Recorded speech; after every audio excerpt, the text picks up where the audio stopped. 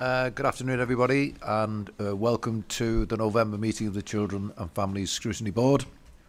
My name is Billy Flynn. I'm the chairman of the board. And just to note that the meeting is being webcast so that members of the public can actually see what's going on effectively. And just before we introduce ourselves, could I just remind everybody to speak directly into the mic? We had problems at the Scrutiny Board yesterday, which we hopefully have solved, but if you bring the mics as close to you as you possibly can and speak directly into them without turning your heads, it really does help us. So, okay, if we start the introductions from my left. Good afternoon, everyone. It's Councillor Franksmere for Moortown and Meanwood. Good afternoon, everyone. Councillor Oliver Edwards, representing Guysie and Rawdon wards. Hello, everyone. Nick Tones, school staff representative. Tony Britton, representing the Roman Catholic Diocese of Leeds. Good afternoon, everyone. Councillor Karen Renshaw, representing Alsey and Robin Hood ward. Good afternoon, everyone. Councillor Taylor, representing Chapel Allerton ward, and I'm serving today. Good afternoon, everybody. I'm Councillor David Jenkins, representing Killingbeck and Seacroft. Good afternoon, Councillor John Garvani, Horsforth ward. Afternoon, everyone. Councillor Andy Rontry from Kirkstall, and I'm here today as a substitute member. Good afternoon, everyone. I am Councillor Ankela Manaka, and I represent Bermondsey and Richmond Hill. Good afternoon, everyone. Councillor Helen Hayden, Executive Member of Children and Families. Good afternoon, everyone. Phil Evans, Deputy Director in Children's and Families. Good afternoon, Miriam Huck, Strategic Lead for SEND and Chief Officer. Good afternoon, Rebecca McCormack, Chief Officer for Education. Good afternoon, Andrew Graham, Co-opted Member representing the Church of England Diocese. Maria Adams, Leeds Parent Carer Forum. Good afternoon, Tim Goodall, Councillor for Headley and Hyde Park ward. Good afternoon, Ryan Stevenson, Councillor for Harewood ward. Hello everyone, I'm Rob Clayton, I'm the Scrutiny Advisor to the board. Thank you, everybody. And if the officers who are sitting at the back of the room at the moment, when you do come forward and you speak on your items, could you please ensure that you do introduce yourselves when you speak? Thank you very much indeed. Moving on to the agenda, Rob, could you go through items 1 to 5 for me, please? Yes, thank you, Chair. The usual items of business that we take at each meeting. Item 1 is appeals against refusal of inspection of documents, and there are no appeals for today's meeting. Item 2 is items for exclusion of the press and public, and there are no exempt information on today's agenda, Chair. Item 3 is late items of business, and whilst there are no late items of business, just to draw members' attention to supplementary information that was published last Friday, which is the minutes from the 4th of November Scrutiny Board meeting, and due to it not being circulated on the usual van run, hard copies have been provided for all members today, and that is for to be considered under item 6 under the minutes. Item 4 is declarations of interest, and I will briefly pause to allow any elected members to declare any under Leeds City Council's Code of Conduct. I shall take silence as none. And item 5, Chair's apologies. We have apologies from Councillor Wilson with Councillor Taylor attending as a substitute, Councillor Lennox with Councillor Rontry attending as a substitute, and then we have apologies from Councillor Downs, Helen Bellamy, Anas Kittu and Kate Blacker. Thank you, Chair. Thanks very much indeed, Rob. Item 6 is the minutes, 2 sets of minutes. One is a hard copy set, which you should have found in front of you when you arrived. And the second one is in the main pack, basically, from the last meeting we had. If we could just go through those who were there, of course, or the call-in on the 25th of, on the week or two ago.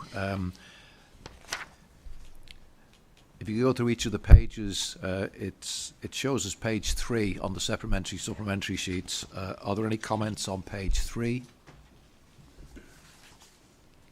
Page 4? Page 5? page 6, page 7, page 8, page 9, and page 10. Okay, if you think that's a true record of the meeting, could I have someone to propose acceptance? And Karen. Thank you very much indeed. Thank you. Moving on to the minutes of the last substantive meeting we had on the 29th of October. You'll find the first page, page 7 on your pack. Once again, I'll go through them page by page. Any comments on page 7? Page 8? Page 9? Page 10? Page 11? Page 12? Page 13? Page 14? Page 15? Page 16? And page 17. Okay, could we have a proposer that they are a true record of the meeting? Transfer again, and Councillor Gilani, second. Thank you very much indeed.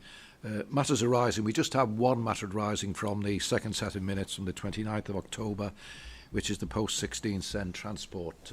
Rob, I think you've had a word with colleagues. Yes, just very brief, and just to note that discussions are ongoing with colleagues in the Directorate on the timing of that, but obviously to note that the board requested that it will come back once the review is complete. Thank you, Chair.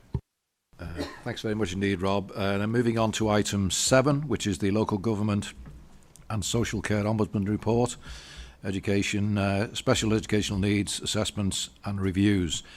Councillor Hayden, would you like to open on this one? Thank you, Chair. This is the Ombudsman Report on Special Educational Needs Assessment and Reviews. And this report sets out the findings of the Local Government and Social Care Ombudsman in relation to a special educational needs case. The Council accepts the findings in full and has issued a formal apology to the family involved, as well as to other families affected by delays in the EHCP process. And I want to reiterate that apology personally from myself and from the Directorate as well to all families who are affected by the delays in the EHCPs. Our current performance is well below where we would want it to be, and we are taking steps to improve it rapidly.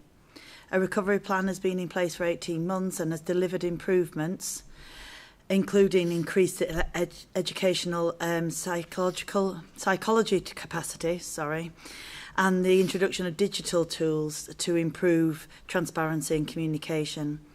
We've reviewed our ability to meet rising demand and are putting in place further capacity, with additional staffing expected from January 2026. We're also working to make our processes clearer for families and supporting schools with improved advice and guidance to help identify and meet needs earlier. The Inclusive Mainstream Practice resource launched recently provides a strong platform for collaboration with schools and partners to improve services and outcomes. And I'll leave it there, but just to reiterate that we have been working on this for 18 months and we will, but we are now picking up the pace and are very determined to make the improvements that our families deserve. Thank you. Thank you, Councillor Hayden. Phil Evans or Mariam? Mariam, just from a purely personal point of view, I wonder if you, I'm sure you'll cover it anyway, but if you could perhaps cover the action plan that was agreed with the Ombudsman and what you're planning to do over the next sort of 3 or 4 months as a direct result of it. Thank you very much. So we have actually developed an action plan to address this issue, particularly around the timeliness of the completion of education, health and care assessments. Within that action plan, we have given ourselves some very strong and ambitious but absolutely achievable and realistically achievable targets so that we can improve our timeliness and make sure that all of those children and young people who have been waiting for very long periods of time for their education, health and care assessments to be completed and finalised are picked up, and that is all underway and finished within a very tight time frame of not more than 18 months. And we've set out some clear targets as to what we will be measuring to make sure that we remain on track. At the same time, we're also committed to ensuring that new requests for education, health and care assessments are also addressed in a timely way, because what we don't want to do is to build up a backlog of newer requests coming in. So if we address those children that are already in the system, what we don't want is to have more children coming in later and having to wait and also experience the same delays. So our commitment to our families is to ensure that now and going forward into the future, we have a system in place that enables all children to have their needs identified and assessed in a timely manner, and that we expect ourselves to be able to demonstrate and show that improvement trajectory very clearly to Scrutiny and a range of other boards so that we can be held accountable for that progress. Thank you very much indeed. Phil, anything to add? Okay, thanks very much. Could you just confirm that the Ombudsman is content with the progress that's been made so far, Mariam? So the time frames for this are that we have met the requirements that the Ombudsman set out for us to submit the information to them. Obviously, what will happen subsequently is that we will need to demonstrate that the timescales within that action plan are starting to be met. So it's only fairly recently that they have received that report within the requirements of their time frame, which, if I recall, was something like the 19th of November. So obviously they received the action plan, and they'll now be wanting to see how we progress in delivering it. Thank you very much indeed. I'll open it now to members. I've had one initial one from Councillor Franz Meer. Thank you very much for bringing the report, and also to see the integrity and honesty that had pulled through was quite clear in the report. You've already answered one question that I was going to ask you, and that was point 26 on page 27. The other question I'd like to ask, how many educational psychologists are we looking to recruit in December, and how does that compare to the other core cities? Because I know we're lower than the other core cities, but it's just for numbers, really, for us to get a better idea, because as you've mentioned, managing expectations, not just for the families, but also for staff as well, because that's very important for their well-being. Yes, absolutely. And I do think it's important to point out that educational psychologists are a very important but not the only component in this process. So we do need to look at it in its entirety, because if we fix one end but we don't fix the other end of it, it's still not an improved situation for our families. So we're really committed to making sure that we don't just look at the educational psychology element, but we look at it in the round. But in answer to your question, we're looking at it from two perspectives. So there's the longer term capacity within the team, which we're looking at increasing by about another 4 to 6 educational psychologists, and then the sort of interim additional capacity that we want within the service, which is a sort of medium term capacity, and that's to help sort out those that are already in the system but are very delayed. So we need to put some extra capacity in, and that will be dependent on what the providers come back with that we've asked, because that will be external medium-term capacity for us to deliver that. Thank you, Mariam. Phil, yeah. And just to further add a small element of detail, we have a rolling advert for educational psychologists. We've had that in place for about at least 18 months now. And so we are open to any educational psychologist who might be viewing this. Please come and have a conversation with us about what Leeds has to offer. We'll happily take you up. And, you know, as many educational psychologists as we can get, we will take. And our process is very much geared to having that rolling programme of being able to capture suitable candidates as soon as they become available. As members will know, there is a national shortage of EPs, and that is a constraining factor. But if they're already watching, please come and think about Leeds. We're a great place to work.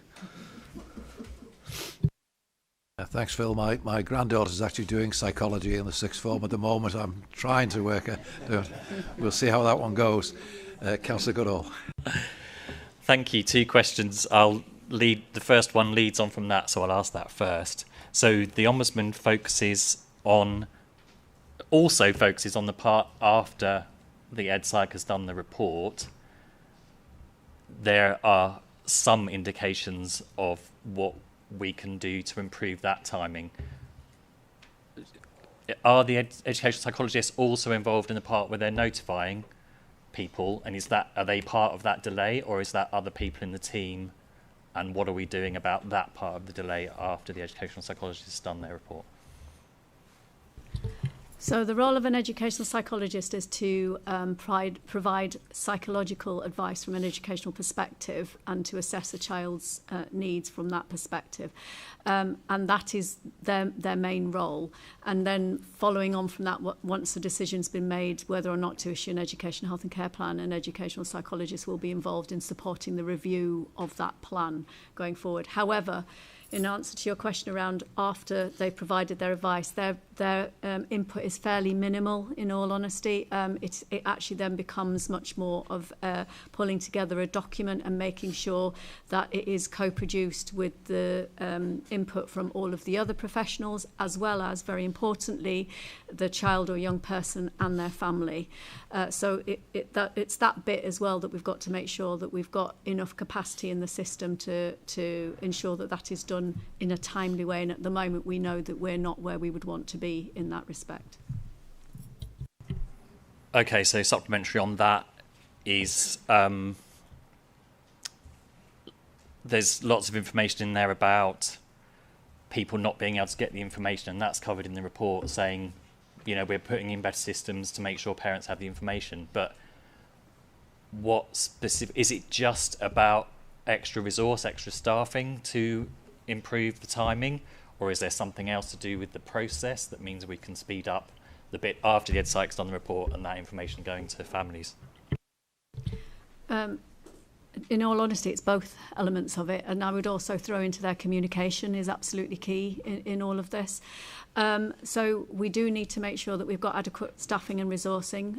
It is a team that is working incredibly hard under an awful lot of pressure. However, we've got to make sure that we put in the right level of capacity so that they can be able to achieve and be able to deliver in a timely way. And right now we know that they do need some additional capacity in there. And indeed there is a model that has been developed that we are in the process of hopefully being able to finalise and recruit in the very near future to enable us to increase the capacity permanently within that service.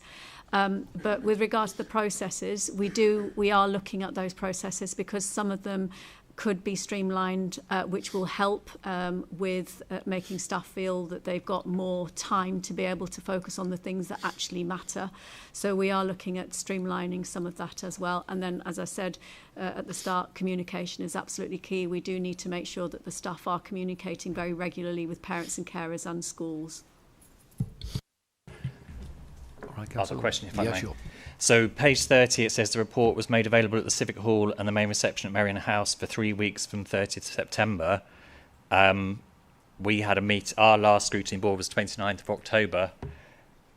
Why weren't councillors told? I gather MPs were told, but why weren't councillors told about this earlier? Phil, do you want to comment on this one?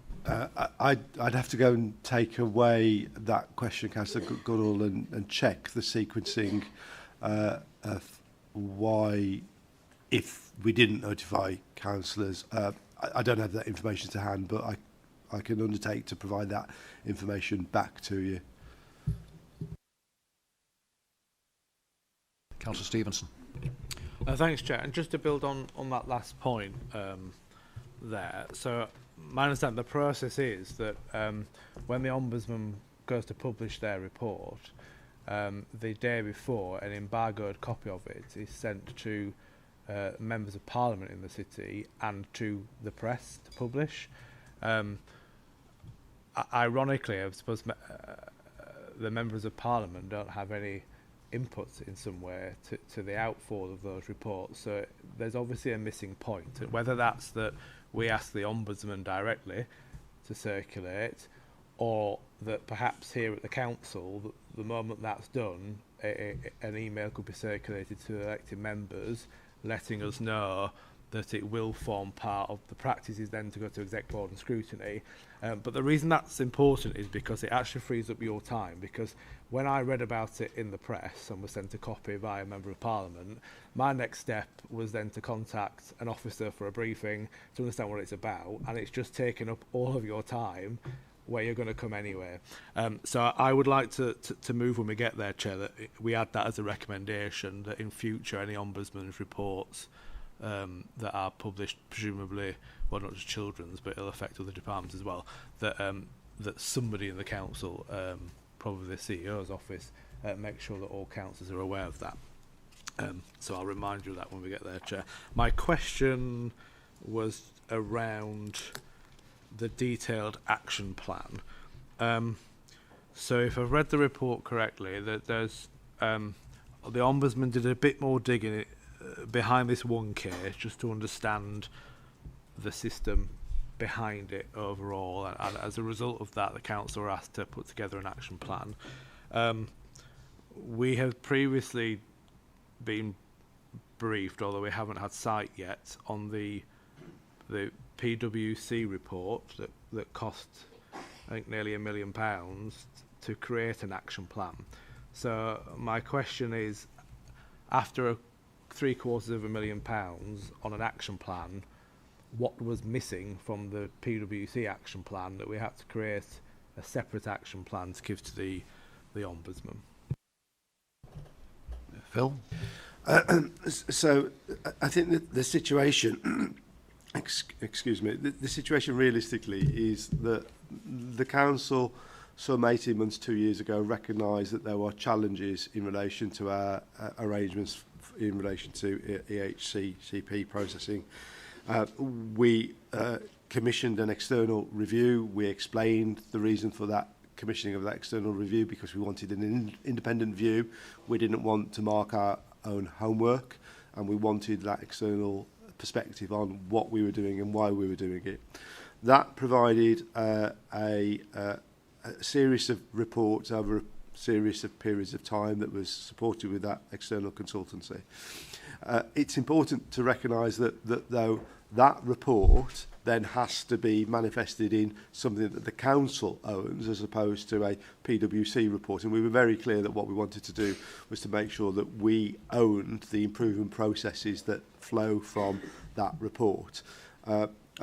I think in relation to the action plan that's related to this is a specific requirement from the Ombudsman in relation to the issues that the Ombudsman has raised.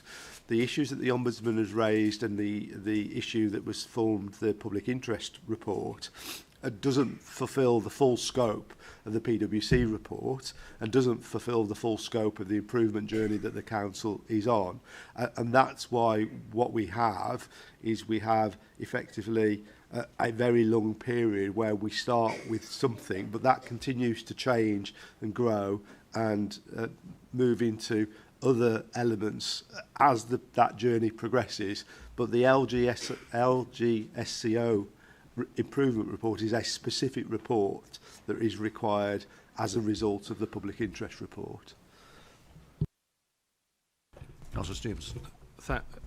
Thanks, Phil. And in terms of some of the additional changes that were just described around staffing changes and practices, that sort of that target delivery model, does that new stream, does that arise directly out of the PwC action plan, or is it something separate that's come about since? So what the PwC report basically said was that we needed to consider a revised target operating model. We needed to work about how did we organise ourselves and deliver ourselves in relation to delivering the best possible set of outcomes. And this is a classic example where the PW report said, this is what you need to do. The PW report then said, well, you could do it this way, you could do it that way. But what the council then had to determine was what was the right target operating model for this council, given its challenges. And that's the work that is now forming part of our broader improvement plan. And that's the work that Mariam has referred to in terms of the recruitment, of the establishment and recruitment of posts to actually deliver against that target operating model. And that is an ongoing piece of activity, because it takes a while to, first of all, secure the resources. Then you've got to actually go through the process of establishing posts. You then have to go through the process of engaging with our trade union colleagues around those roles, what they're there to do, and if there are any challenges on that. And then you can then move to recruitment. It is only at the end of that process do you start to get bums on seats. And that really is the crucial element of the target operating model. The other thing, though, that the PwC report very clearly said was that that we need to make sure that whatever we are doing as we move into the future is leveraging in activity from as many parts of the directorate as it possibly can do, so that we move from a situation where EHCP processing was solely in the realms of our SENSAP team and our EP teams, but we levered in the other activity in our SEND services that are very much a part of our armoury of activity that helps us deliver better outcomes for young people with additional needs. And all of that was captured in the PwC report. But of course, we had to take that, we had to own that, and then we are responsible for delivering upon that, which is where we're currently trying to do. And so once we get to the end of that process and we get bums on seats, as you put it, and more people join us, I'm conscious that in the passing time, the cases keep piling up on fewer and fewer people. And we asked previously about caseloads and case numbers, but obviously that's only heading in one direction at present. So how are we managing that process until the time we get bums on seats? And when those bums arrive, will they be case holders in their own right? So this will be a double act between me and Mariam, because Mariam is closer to the detail. But effectively, what we are saying is, now that we've secured the resource, and when we go through the administrative processes that we need to do, what we will have to have is we'll have to have a resource that enables us to deal with the backlog. We'll also have to have a resource that enables us to deal with the steady state, i.e. the recurring number of EHCPs that we have. What we have to do for both of those, realistically, is to put in arrangements as far as we're able to now, but recognising that there is a scalability to those arrangements, because we are where we are with a backlog, and that scalability means that we will need to be able to flex that resource over time. But for the first period, and probably for an extended period, that will be meaning us putting in additional resource and increasing that element of resource to deal with that backlog. But at the same time, what we want to do is make sure that we've got enough resource in the steady state to make sure that the backlog isn't further increasing, because otherwise we'd be back here in 3 years' time and going, we've still got a backlog because we put all this resource into dealing with the backlog, but that means that the new applications have only just come in and aren't being dealt with. So that's the plan. We have a model to do that. And I think the fundamental change that we're trying to take forward realistically is about how we utilise the external resource that we've got and that we've commissioned to deliver that faster, quicker than we have done up until now. I won't go into the minutiae of the details around that, but as you know, we've issued a second key decision notice in terms of actually making a change in relation to how we procure that support. And that's a really important point in terms of how do we seek to manage the backlog. Because up until now, what we've been doing effectively is saying we need an element of external resource to do X number of plans, and we aren't giving any guarantee of certainty or throughput to those providers. What we are now moving to is saying we want to move to a situation whereby we will guarantee that we need X number of plans doing over X period of time, and we will seek to get economies of scale and efficiencies from changing our approach to doing that, and that's a procurement process that is currently live. If it's not currently live, it will be live very, very shortly. We're taking that route forward, and that's the change that we're seeking to do in terms of how we manage the backlog. Marion might want to add some additional detail. Yeah, I can do. In answer to your bit around the cases, yes, the way that the operating model is it's twofold. First of all, we're going to make sure that we have more senior officer oversight onto the cases that are held, because that's really important, because this isn't just about producing and completing more education, health and care assessments and issuing more education, health and care plans. We also want to make sure that the quality is at the right standard, because that's really, really important. These are very key documents for children and young people. They are documents that are about their education, health and care needs. They are potentially documents that are setting out the remainder of their childhood and their young adult years. It's really important that we get that right. So that's why we want to make sure we've got enough senior officer oversight to help make sure that the quality is also improved around that. But at the same time, we are increasing the number of staff who will be supporting the writing of those education, health and care plans. So we're looking at it on two fronts rather than just trying to make sure that we've got more plans written. We also want to make sure that what parents are getting is we'll start to see the quality improve as well. Thank you, Mariam. Councillor Stevenson. Okay. Tony Britton. One of the things that surprises me on this is that we've got one family that bothered to go to the Ombudsman. That in itself is serious. It's serious with the families because it's a difficult thing for anybody to face the Ombudsman. I've dealt with the Ombudsman on a number of occasions. The question is, how many people does this mask? You know, we talked about a backlog coming for things like happening now in the future. But at the present, how many cases have we got a backlog to which need to be need to come under this ruling by the Ombudsman?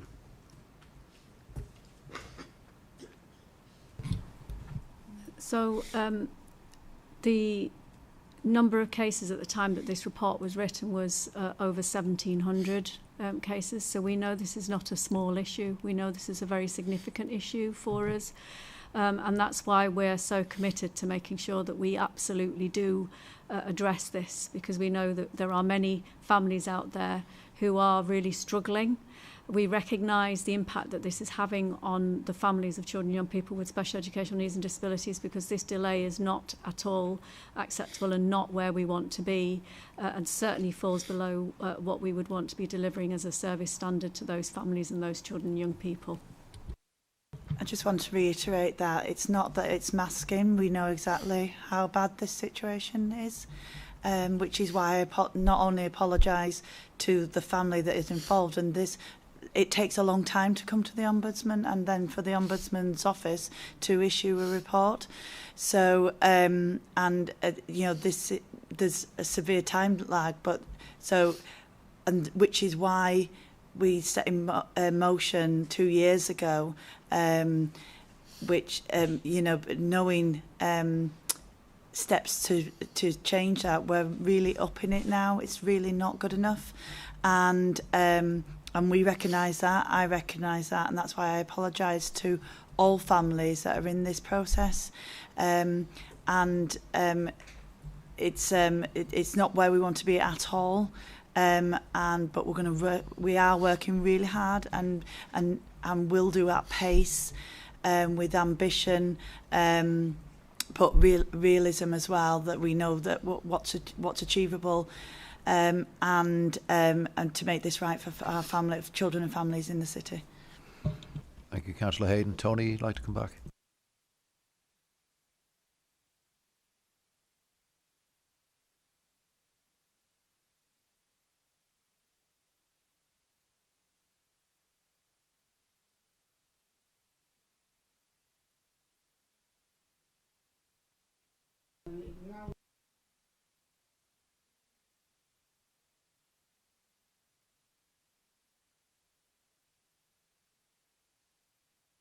Well, what have we done to deal with the problem now? It seems incredible that we've got to 1,700 cases and nothing's been done about it. Mariam. If I come in there, we have. So this has been discussed at Scrutiny over a number of years, and in Leeds we had something called Funding for Inclusion. We had to stop, although we kept paying for the children who were currently getting funding for inclusion into schools, but we had to move to children being assessed with this EHCP before they got the schools got funding for their educational needs. Which is why traditionally or historically, Leeds has had a lower number of EHCPs because we had a different model. We've had to move, and which is why schools have had to put in their EHCPs. And this was reported to Scrutiny in September, and previously. Since PwC came in to do the work a couple of years ago, as well as Exec Board. So we have done a lot. The number of EHCPs that are now produced far outstrips what was happening 2 or 3 years ago. But our percentage, because once they're out of the 20 weeks, they're out the 20 weeks and there's no getting them back within that. So it's a complex situation, but it's something we've been working on for, working really hard, but we need to move it up now to really sort it out and get our percentage of what is produced in the 20 weeks, as well as dealing with the backlog, to an acceptable standard. Thank you, Councillor Hayden. Mariam, would you like to come in? I think it's fair to say that the work that was undertaken up to that's resulted in us having that increased number, which is a very uncomfortable number. I think it's fair to say, and I think that's probably saying it in the least sense. I think what happened was we didn't anticipate the level of demand that was going to come in, and it was for the reasons that Councillor Hayden's just outlined with regards to the move away from the funding for inclusion model, and we couldn't accurately predict that level of demand. So that did throw out the way in which we had put additional capacity in, but that capacity wasn't actually going to be adequate to meet that demand. So unfortunately we wound up in this situation, which with the best will in the world wasn't the intent at the start of this, but is unfortunately where we've wound up. What we now need to do is absolutely make sure that we move forward from this, we move forward rapidly, and that we don't find ourselves back in this position again in the future. Thank you, Mariam. Tony, would you like to come in? I wonder what a respectable standard is. We've had mentioned a few times that we're aiming to get a respectable standard. What is it? I mean, surely the respectable standard is zero tolerance. Bill, Mariam. Well, there are government targets that we would I would want every EHCP to be done within 20 weeks. And what I'm saying is it's going to take us a while to get there, and there are government targets of 70. Yeah, 70. Yeah, if you want to come in. So the national average at the moment, this is an area that everywhere is struggling with. National average is at 49%. So nationally, this is an area that is a challenge. However, our ambition in Leeds is that we would be, as it says in the report, within that 49% range within a couple of years. And ideally, we want to be exceeding that as soon as possible. We absolutely believe that unless there are exceptional reasons that are down to the needs and circumstances of that child and family, and only down to the needs and circumstances of that child and family, we should be hitting 100%. That is absolutely what every council aspires to do up and down the country. However, the reality is that we need to work on trying to be in line with at least national, and ideally to exceed that going forward, and doing that rapidly. Thank you, Mariam. Councillor Edwards. Thank you, Chair. I'd also like to acknowledge the honesty as well. I recognise that this is not an easy report for anybody to read, but I think the honesty about the steps that need to be taken is important. I would also echo what Councillor Goodall and Councillor Stevenson said in terms of the Ombudsman. I think it would be more helpful for that to come to us as councillors than to go to MPs who frankly are not likely to read it, and even their staff might not read it. Whereas I think if it comes to us, it can get that level of attention and that level of scrutiny, which I think would be beneficial.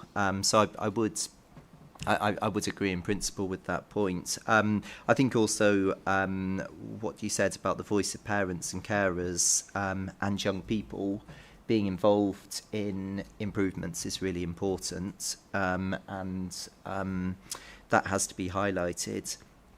My questions are around the completion. So I note the moves towards greater digitalisation, which I think are positive, and I think will be welcomed by many families. And one of the things that was mentioned, I think in points 25 and 26, was around the completion time, so giving parents a realistic estimation of how long it might take for reports to be issued. Is there scope as part of that for giving, within that digitalised system, giving parents an idea of where their individual report is at? So not only giving people a general idea, but also for people to know that, for example, if they submitted if their report was submitted in June, they can expect to have a response by a given time. So is it possible to give people that individual estimation of where they are, as well as giving a generic indication of where people are more broadly, and also in terms from an officer point of view, and from a staffing point of view, when cases are close to that 20-week point, when they're close to drifting over, how is that flagged up on the system? So it'd be quite helpful to understand what does an officer working on this see on their computer? Is there a notification that flashes up? Is there a list that comes up? How does that work? How are people notified? Because I think one of the feelings that many of our residents and many parents have is that their application can be in a kind of virtual pile, and unless they come to their counsellors and unless their counsellors start nagging, then it just gets left and it just gets forgotten. And that's the perception. I'm not saying that that's what actually happens, but that is the perception, and that's how it feels to many of our residents. So it would be helpful to know if those cases are flagged up when they're getting close to those deadlines. So if you can tell us a bit more about what the officers see as they're looking at it, I think that would be helpful. Thank you. Fair to say also, I think the Ombudsman made quite a point about the lack of communication with the particular case that he was sort of investigating, and it doesn't just apply to HCPs, of course. Communications are so important in everything that we do. Mariam, would you like to come back on that one? Yes, certainly. So in point 26, it talks about the new system that was introduced in August. And that system is about allowing families to be able to check the status of their individual education, health and care assessment, so they can see how far along it is in the process and what stage it is at within that process. So they can actually track their own assessment system. It is a new system, as you'll gather from the dates that it's been implemented, so everybody's still grappling with it, and there are some elements of it that, having worked elsewhere, I know that we can probably smooth it a bit more and make it a bit more refined. So I am working with people who have implemented this to try and see if we can kind of iron out some of the, for want of a better phrase, please forgive me, kinks in the system, to try and just make it a bit more smooth running, so that we can make it a better experience and a much more interactive experience as well for families. So I think that is really important. With regards to your question around what officers see. Yes, there are flags that come up to alert officers at various points. I think what we've got to do is the flags are one part of that. We've also got to enable the managers to be aware of where those flags are and where there are potential sticking points, so that they can try and see if they can support those officers in being able to address some of the areas where they're experiencing some delays and are struggling to maybe move things along for reasons that may be outside of their direct control, which is, if you remember earlier, I alluded to some of the processes that we've got needing to be streamlined and reviewed and made a little bit simpler. That is part of it. So receiving the electronic flags, yes, they do happen. I think it's the bit around the so what that we need to make sure happens as well, which is part of the process unblocking that we need to look at doing, because it is really important that, you know, as I said, we look at the whole of the system rather than just trying to fix various points of it. Councillor Edwards. Thank you for those answers, and that is helpful to know. So two supplementaries to that. So the new system, the new digitalised system, you talked about getting feedback from parents and people who are using it. Could you tell us a bit more exactly about how that's going to work? So who's going to be asked for feedback? How will they be asked? What's the timescale for that? So a little bit more information about the feedback system. Also, you mentioned about the flags coming up on the system. Who sees those flags? Is it the person who's working on the case? Does it get raised with their manager as well? Does their manager see that a flag has come up? And if not, is that something that can be changed? Because it seems to me that particularly with some of these cases, but particularly where there may be especially time-sensitive considerations, it would be helpful for the managers to see that, not just from the point of view of supporting the parents or carers, but also supporting the staff members who are working on this as well. Mariam? So yes, there is a feedback loop planned. As I said, it's quite early days at this point in time, so we're kind of gathering some of the experiences from some of the families who are currently going through the process to say, you know, are you seeing more? Are you able to access it easily? Where are you finding difficulties, so that we can look at enhancing and refining it as we go along. And I am also encouraging our teams to work with other authorities that have got this much more established, to learn from their lessons and learn from the areas that they have struggled with, so that we don't necessarily have to go through some of the same concerns. But we are building in that feedback. It's a continuous and ongoing feedback rather than a kind of endpoint feedback, because it does, these sorts of tools tend to get more and more smooth and clever the more you use them. So the idea is that we keep feeding that in continuously and continuously review it and improve it. Did you want to come in on that, Phil?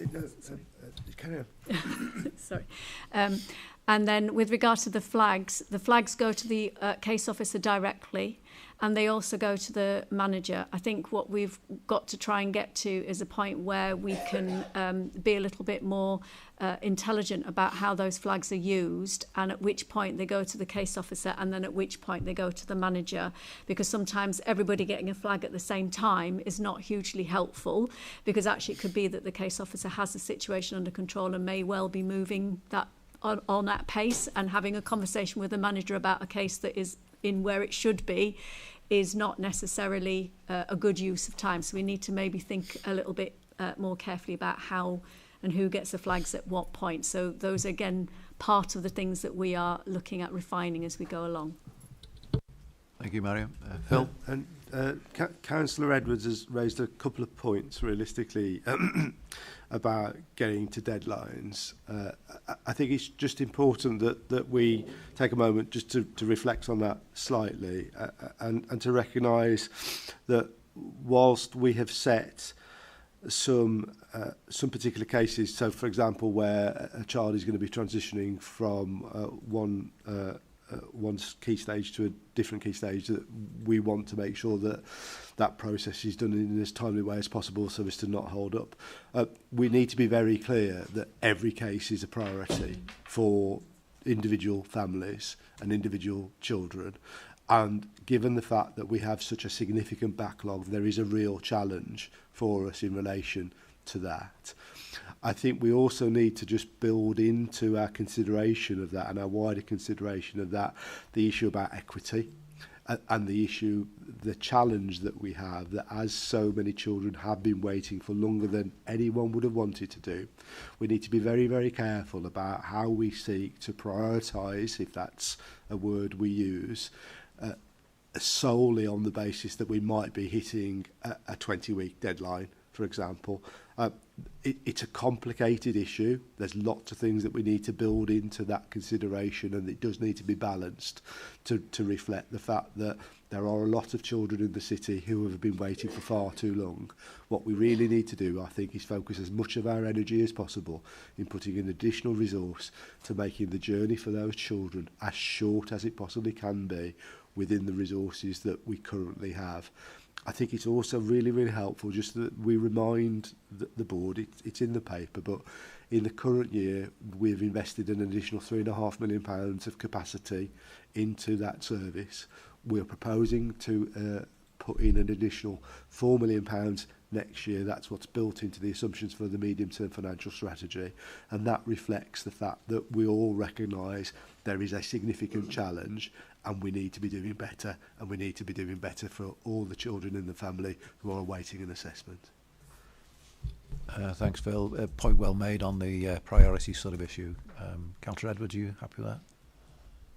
Yes, I mean just something for us as a board. So I wonder if it would be helpful for us to return to this issue around the feedback, particularly in relation to the online system. I wonder if that's something that we could maybe look at once it's had time to bed in, and maybe return to it at some point next year.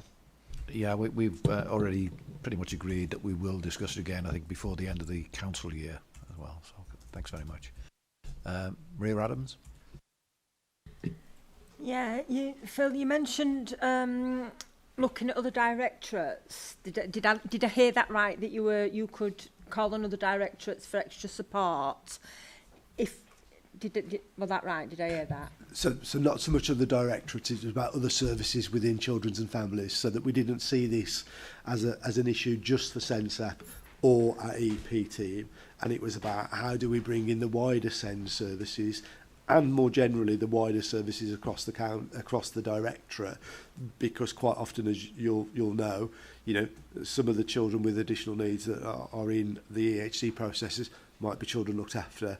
And so it's about bringing that whole view of the child, as far as we're able to, into the consideration of those additional needs and reflecting those as far as possible, and leveraging in whatever support we can do from whichever part of the directorate. I think the key principle is that we don't go that this is a SENSAP EP problem, this is a directorate and council-wide problem. And, as corporate parents, it's the job of elected members to make sure that we're doing that, and we're bringing as much positive activity to make that journey easier and better as far as we're able to. Thank you for clearing that up. Also, this time last year we were told that there was additional funding for extra workers.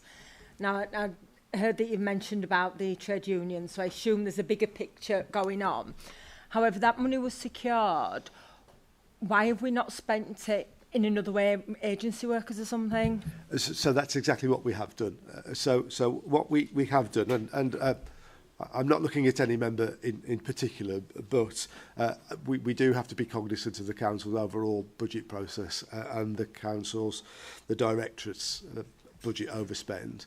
But effectively, the £3.5 million resources that have been found are being fully committed. What I'm seeking to do, and what the service is seeking to do, is if we're not spending it in relation to substantive permanent staff, because we are still progressing that journey, we're moving that resource into the external EP resource, so that we're able to do more assessments So we're trying to keep as flexible and agile as possible. What I have said to the service is I fully expect that additional £3.5 million to be spent by the year end. I would say, however, I have said to them, I don't expect you to spend any more than that £3.5 million. And I just need to be clear about that bit as well. Councillor Stevenson smiled at me at that point. Thank you, Phil. Maria? Okay. Okay. Councillor Francis-Meyer. Thank you, Chair. I was getting a little bit worried because I wanted to speak about the new piece of software that had been put into place, but I couldn't find it in the report again. So I thought I dreamt it. So I'm glad Councillor Edwards brought it up. One of my, I know it's under a review in a year's time, but it was nice to hear the fact that it would be monitored throughout the year. So that was my only concern regarding that. My issue is basically digital poverty, especially around the GRT group of individuals, of whether or not they would be able to access it in order to get the best use out of the system, but also the fact, you know, they are part of the statistics of the lowest attainment group. So I think it is really important that whatever we do, we don't just go for a single line of approach for parents to be able to access information about their child, because we know that that won't work. That will certainly exclude families, particularly those families who do experience digital poverty. So it isn't the only route, it is a route. It is one of it's in addition to being able to pick up a phone and call somebody, or drop an email if that's still your preferred route. So we're still keeping those avenues are still available to those families should they wish to do that. Even sending in a letter, absolutely fine doing that as well. So it is giving families more opportunities. Those who wish to use a self-serve type model, and there are a lot of families out there very comfortable with that, the digital portal type approach works well for them. So, you know, it's about giving people variety and choice.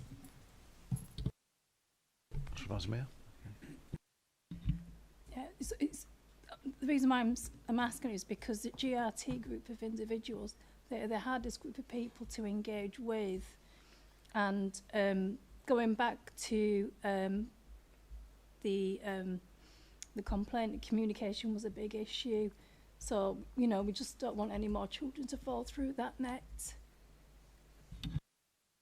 Absolutely, and I hear that, and I think whichever community you're from, we need to make sure that the communication is working for you and that we do keep you updated. So we have to consider all of the diverse communities that we have across the city, and obviously the GRT community is certainly one community that we would need to make sure that we were able and are able to engage appropriately with them. Thank you, Miriam. Councillor Stevenson. Phil preempted my my supplementary, because I was just, as Councillor Hayden was taking us back to FFI, just a thought I hadn't. It's a genuine question. I haven't really thought this one out in my mind. But if there was some talk about the possibility of EHCPs being replaced in the second review, and I assume therefore a reversal back to FFI. So from a budgetary point of view, what impact would that have? Because, I mean, if you take aside the most important points, which are the needs of the children and the emotional impact around it, but from a budget point of view, at present, if it's taken us so long to get an EHCP published, the cash that comes with that, essentially, we are delaying that and spreading it out over a long period of time. Whereas if it's FFI up front, would we have to front load that? And what impact does that have on a budget? Are we essentially replacing one budget pressure with another? Phil? No. It's a very good question. We haven't done any modelling because the reality is we don't know what we would be modelling against because we haven't yet seen the SEND reform proposals and the funding that seeks to underpin it. I think the more important thing realistically is that whether we're looking at FFI or whether we're looking at EHCPs, it's all about additional need, and that additional need needs resourcing one way or another. I think we were very proud of FFI in the city. We actually think that the investment early in the journey of a child was providing significant benefits to that young person. But what we did need to do was make sure that we weren't in any way disadvantaging children by that process. I think we need to keep a very, very close eye on what the government's proposals are. We also have to acknowledge that from the white paper being published until the legislation being enacted, there will be a period that will give us sufficient time, I think, to do additional modelling of what those financial considerations are. I also think it's important, though, to recognise that there will be a need for the council to continue to invest in the resources that are required to enable us to meet the latent demand that exists, which, regardless of the FFI change, is increasing nationally and is recognised, and that means a continuing pressure on the council's budgets for the foreseeable future. Councillor Stevenson, okay. Councillor Taylor. It's just following on from Councillor May's question when she asked about the challenge with the underprivileged kids, and your answer were some can emailed in or writing. So what about the parent who cannot read and the kids cannot read to the standard and are already falling behind? How will you intend to reach those individuals? I'll come in first. EHCPs they come from parents, but they really come from school initially. So a parent has to agree to put forward their child for an EHCP. Not all parents do want their children to go through an assessment process, and that's difficult for schools who really feel like the child needs additional help. But having said that, the majority of the work is done initially with schools, from schools or in schools. So when my child was going through the SEND process, it was school. We went in for meetings with the school. So any problems that the parents will have, and many will have problems because in various different ways. And it's a very complicated system anyway. So with the best will in the world, most of us would have problems navigating it. But so just want to thank our colleagues in the schools, but they're the ones that provide the support initially for applying for an EHCP, applying to us. Councillor Taylor. Yeah, I'm a bit concerned, to be honest, because we know that teachers have a very high workload, and there's a lot of parents who doesn't go to parent meetings. Some kids, is way behind. That's my big concern, to be honest. How is down to the teachers maybe to reach out to those individuals who won't reach out to the teachers if they think the children needs. Yeah, and it's something I experienced in my career as a teacher myself.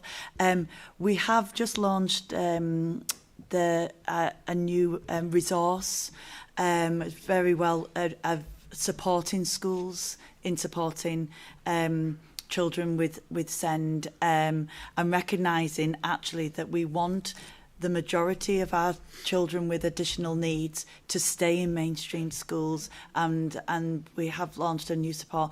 And what's coming, the white paper isn't going to be published. It's going to be published in January or early in the new year, and that will move back towards real helping schools be really inclusive and supporting children, but helping them support children with additional needs.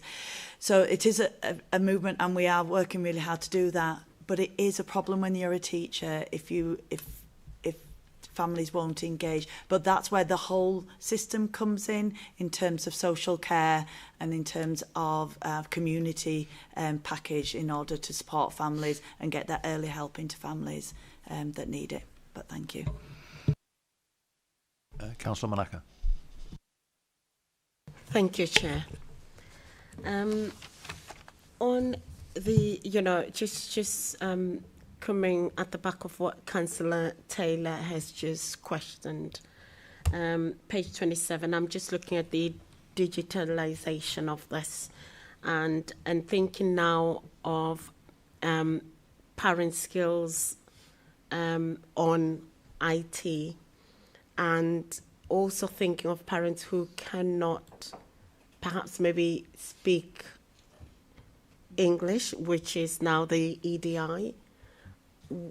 How is the system? Is the system in such a way that they will be able to perhaps maybe make it easier for officers as well? Because I'm thinking with digital, it means we're going to receive more via the, online, and meaning it will be quicker for our officers to work through the form. So how is, is the system itself ready for someone to understand what they need to provide? Thank you. So the digital platform is one option for those families. So what happens is when we engage with families, we say to them, this is an option for you. If it's not how they want to receive information, that's absolutely fine. And there's no reason for families to say, actually, no, I'd rather that you sent me a letter or an email or whatever it is that works for them. And that's what we'll do. The digital system absolutely does save officers time, because they can just load it on and an alert will then appear and the family will know to go and have a look that there's an update or some further information. That's the idea behind it. But if that doesn't work for the family, for whatever reason, they don't need to let us know why. It might just be personal preference. There's nothing wrong with that. There's no reason why we can't still and aren't still providing information via other means.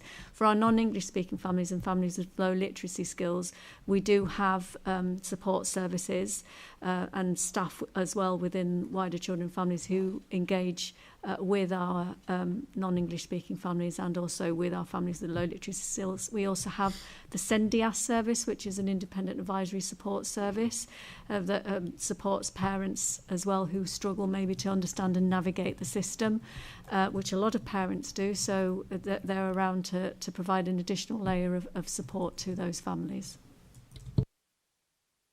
Thank you, Mariam. Councillor Malacca. Thank you, Chair. Just coming back on that. Do parents know that information? Have they got information about where they can go if they cannot fill in a form by themselves?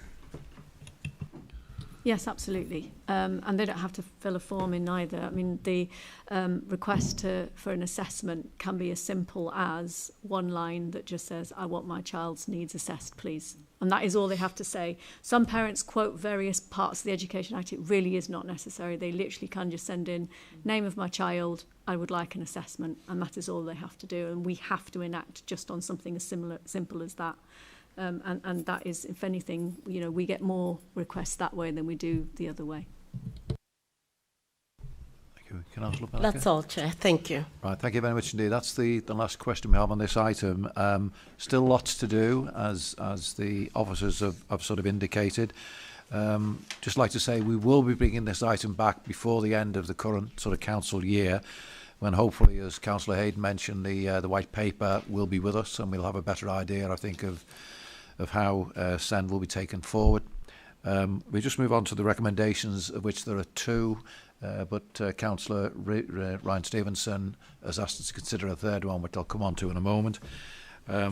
Recommendations are to note the content of the Executive Board report and associated appendices, and the planned actions that will be taken in response, and to consider any future scrutiny activity that might add value and support planned improvements to services for children and families accessing EHCP support, which we've already covered. And the third recommendation would be that in future, if any future ombudsman report come in like this, then they should be made available to councillors on an embargoed and strictly confidential basis. Now, Councillor Stevenson has proposed that. Can we have a seconder for that? Councillor Ghani. All in favour? Anyone against? Any abstentions? Carried unanimously. Okay. Thanks very much indeed. Moving on then to item 8, which is the school attendance update. Councillor Hayden, would you like to take us through this first?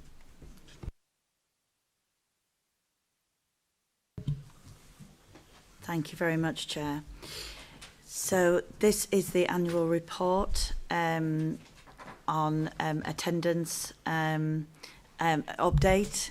It provides an update on school attendance in Leeds, outlining both the current picture and the work underway to support improvement. I want to note that this is the official statistics for 2023-24. So we are now currently in 25-26, so there is a time lag, and that's just the way that statistics works and when they're verified, etc.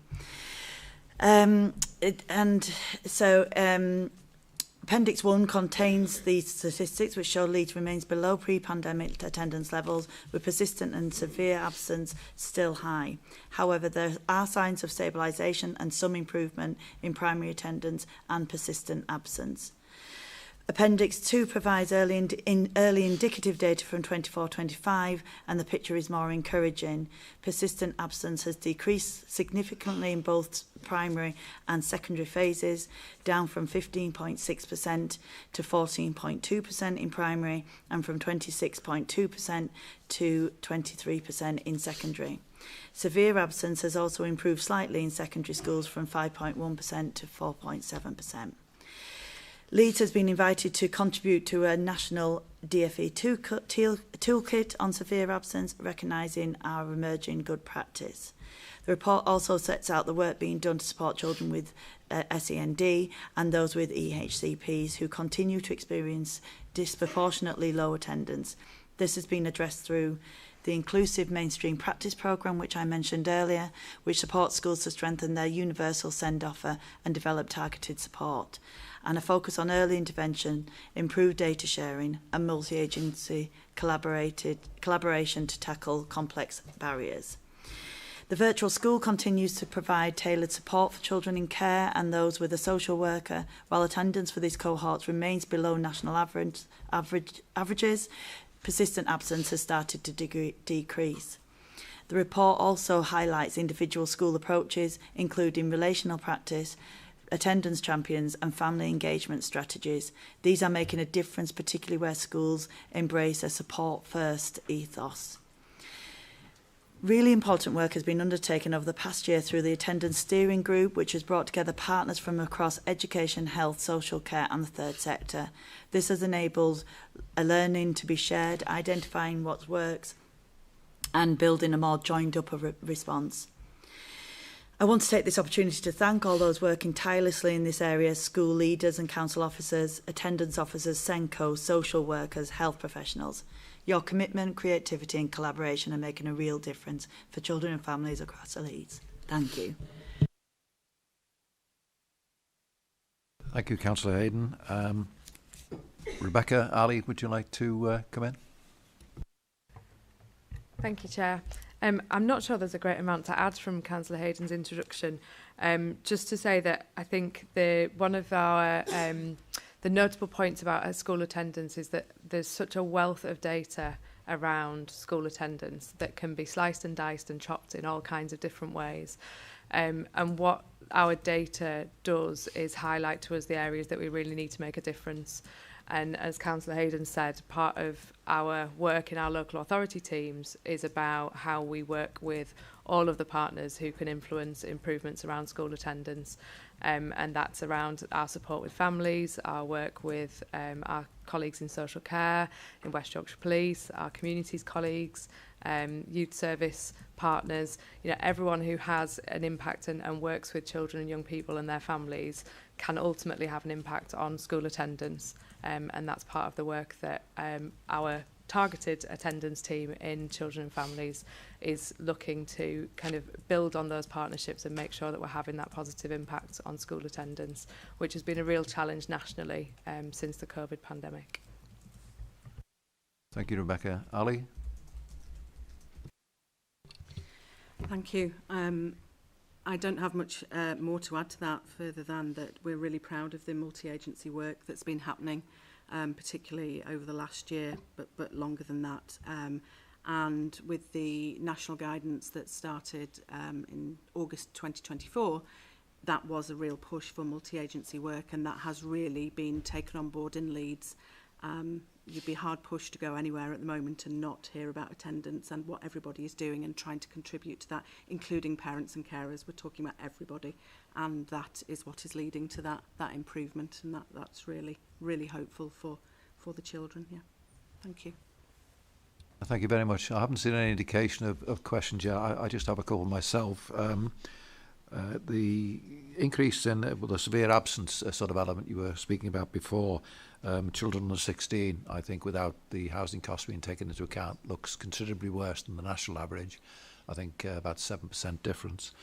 And attendance at special schools, I just wondered whether there was any connection between attendance at special schools and the delays in the issuing of EHCPs that we discussed in the previous item. Thank you, Chair. So a young person who's attending a special school will have an EHCP. So access to a special school means that they will already have an EHCP in place. The attendance challenge in special schools is often about complex health needs and the impact that has on a child's ability to attend the school. I think that there is that link between the annual reviews of EHCPs and making sure that all the support's in place to meet a child's needs. But there are, particularly in some of our special schools where children have those really complex health needs, there's a certain level of support that we're not going to always be able to overcome those health complications and the challenges that those families and children face in being able to attend school every day. Be a common issue in all special schools, not just in Leeds, but sort of nationwide. Absolutely, yeah, absolutely. So it's the attendance in special schools nationally is a challenge. If I can just come in on that, there's amazing work done in our special schools to make sure that children can come back to school as soon as possible. I went on a visit to Pennyfield School with Councillor Franz Meir recently, and we were told about the amazing work that meant that a young person in there had been in intensive care only days before, and was back in school, and the care and the dedication and the specialist nature expertise of the staff involved enabling that young person to come back to school and be in a class. And I think they were singing or something. There was something autumnal going on anyway, and it was just wonderful to see that they were back and included and literally had been in intensive care a few days before. So I just want a huge thank to all the staff in our special schools who work so incredibly hard to make sure that children with very complex needs can access education. Thank you, Councillor Hayden. Councillor Heselwood. Yeah, I'd just like to reiterate that. I was a governor at one of our silks pre-COVID, and even back then, before we had some of the complications that we have now, there was a huge amount of effort by staff put into helping children to attend school, as often as they possibly could, and inevitably there were those occurrences where there were long periods of absence for obvious reasons that you've alluded to.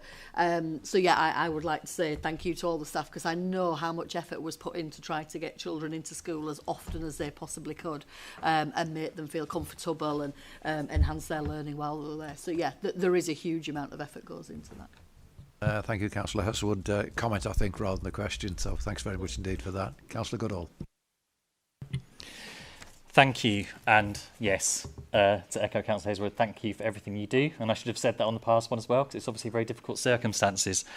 This is very close to my heart. I did a Masters in School Counselling, and I worked in schools to help people come in who were persistently absent. And I know it's very difficult. So in the paper, there's lots about sharing data. That's obviously very important. There's a lot about people with particular needs. For example, some parents or carers will be so busy in their lives that they're not able to focus on it as much, and some people from that kind of point of view. Something that I'm noticing is there are parents who really do have the time to focus, who are really struggling to get their kids to go to school. And that feels, it's probably always happened, but it seems to have increased. So, and I'm just thinking back to the sixth form event we had, which Councillor Hayden kindly came along to and spoke at, where the students were talking about bullying. They were talking about having other students around them with knives and having peer pressure not to tell the school about the knives. There seems to be a lot of fear associated with going to school, and also anxiety. Are we picking up, are there particular themes that you feel you're picking up on in terms of why people aren't attending school, aside from what's written here? Who'd like to pick that one up? Thank you for that. I think in terms of themes, you're quite right, some of those things do come forward. We have across the city what are called targeting support meetings, where our services go out and meet with the schools regularly, and that's their forum to tell us what they're finding. So certainly through those meetings, we will get some idea or sort of a detailed idea of what the schools are saying. I think it would be fair to say that every school could probably give you lots of different reasons. And in terms of themes, I think the hardest thing to deal with is the fact that a lot of children cannot actually articulate why they don't want to go to school. So it is that anxiety, it is that unidentified anxiety, which might stem from perhaps a conversation which they're now frightened about. And what we do, and schools do very well, is to encourage those children to talk and to come into school. And actually coming into school is the way that we can see those children and help to try and alleviate their fears. And schools do that really well, as we know. I mean, we have got that moving trend of more children coming to school, but you're quite right. I think when children aren't coming to school, there are so many things across the city that we are doing and you know, working with parents. Lots of schools, all of schools, will go out to families, will go out to the children and try and see the children in their own homes or wherever they might feel most comfortable to try and get through those things. And like you mentioned, you know, counselling in school is one of those mechanisms that can help. But getting them into school in the first place could be the difficulty. We know lots of parents really struggle to get their children into school and feel like that, you know, they're facing an impossible situation. I think because the whole ethos is about support first, parents are understanding that all schools and ourselves as services are really trying to support, and it's not that battle with, you know, you've got to come to school, it's going to lead to a fine if you don't come to school. It's very much about support first. You'll see in the report that we've got a reduction in the number of fines and penalty notices, and that really is partly because of that support first before getting to that point, and that's not appropriate in many cases. So yeah, I think there are many things. I wouldn't say that there are a particular theme other than those children, more children not being able to articulate why they don't want to come into school. You know, we can think about the curriculum. There is a big curriculum look at the curriculum going on nationally at the moment, and we know that's got some bearing on why children don't want to come into school and getting that curriculum right. But I would say across Leeds, you know, we're proud of the fact that schools are very good at giving those bespoke offers to children and looking at every way that we can get children into school. Councillor Goodall. Thank you. And I saw a great example of the support first. It was someone who was struggling with secondary school being asked to go in and do work experience in the local primary school just to get them used to the idea of going in, and that was fantastic. On the kind of other end, looking at the research in terms of what else is there out there that's kind of really breaking through in terms of research. I know, for example, with bullying, there was a big thing about zero tolerance of bullying. It's, you know, all staff to have zero tolerance of bullying. So is there anything that you think is a kind of really breakthrough research that is making a difference in terms of attendance, in terms of something that's really working across these areas? Thank you. I think in terms of breakthrough research, we are, as we've mentioned in the report, we've been asked to be part of a DFE discrete project in terms of severe absence, which we're proud of being asked because we are beginning to buck the trend and that national trend.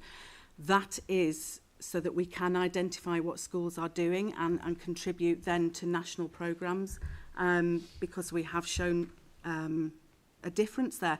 I think what we have concentrated on are the particularly vulnerable groups and the children who are at 0% attendance. So that's what they're particularly interested in. I know that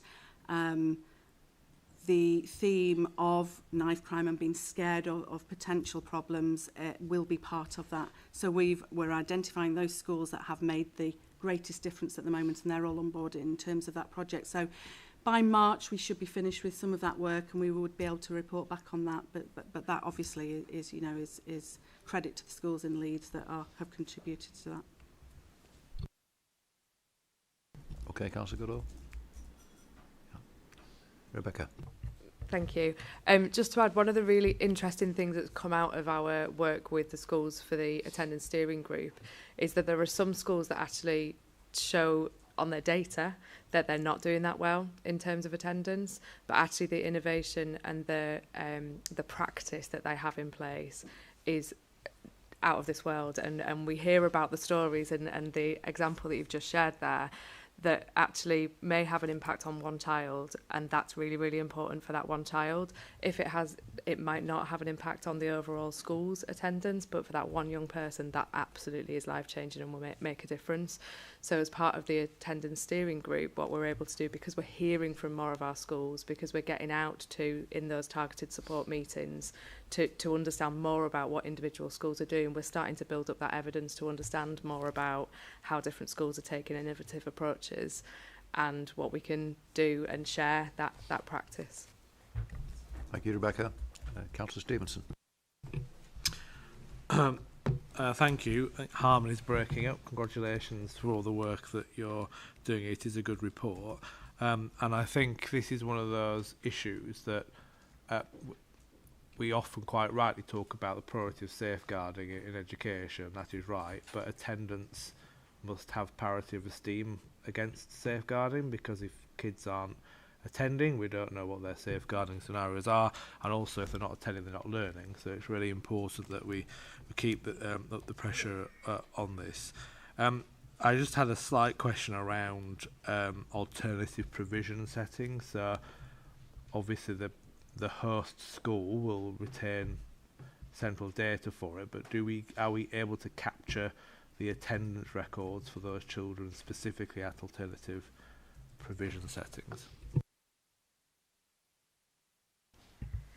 Yeah, so we in Leeds we have what we call the Collaborative Learning Manager app. So it's a communication tool between the home school and the alternative provision setting, and we have access to that and can review attendance statistics from those settings.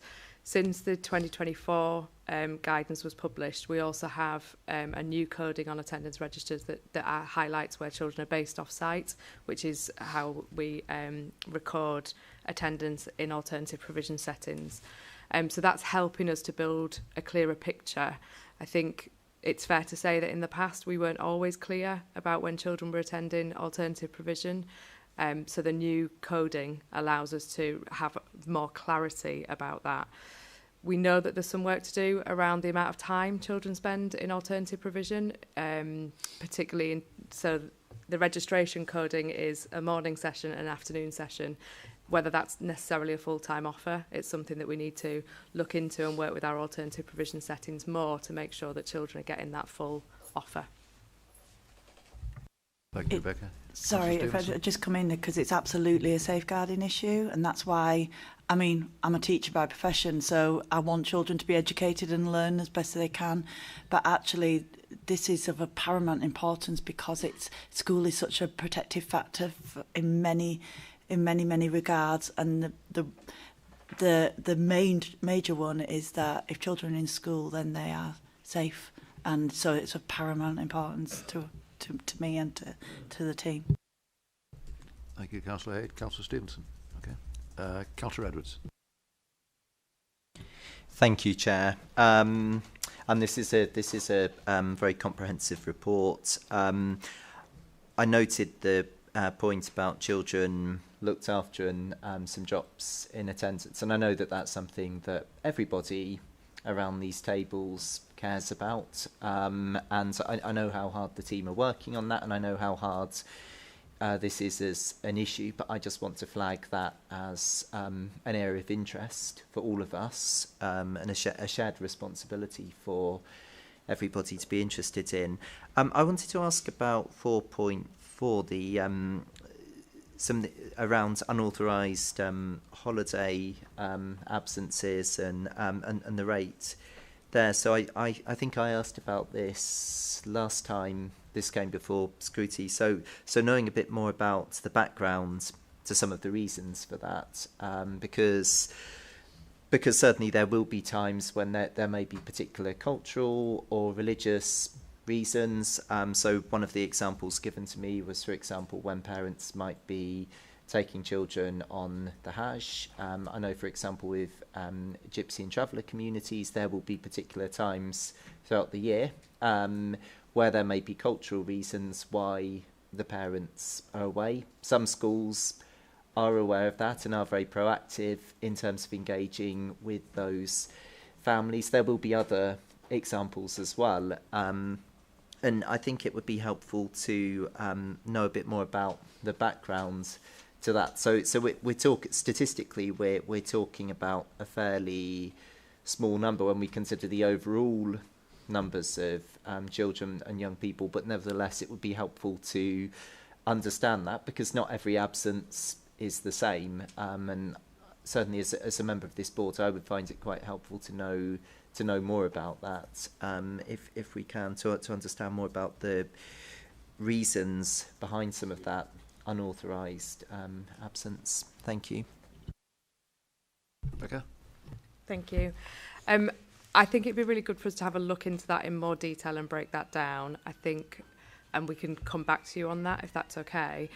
The unauthorised absence, the unauthorised holidays do tend to be used as a recording category for families who take a holiday in term time. So the reality, as we all know, of the cost of a holiday in the school holidays is significant. And quite often where there are religious reasons for an absence, or it is about a cultural reason for absence, the guidance and the advice that is offered to school is that would be an authorised absence rather than unauthorised. I think, as we discussed last year, it is about us looking into that in more detail to understand how well is that used.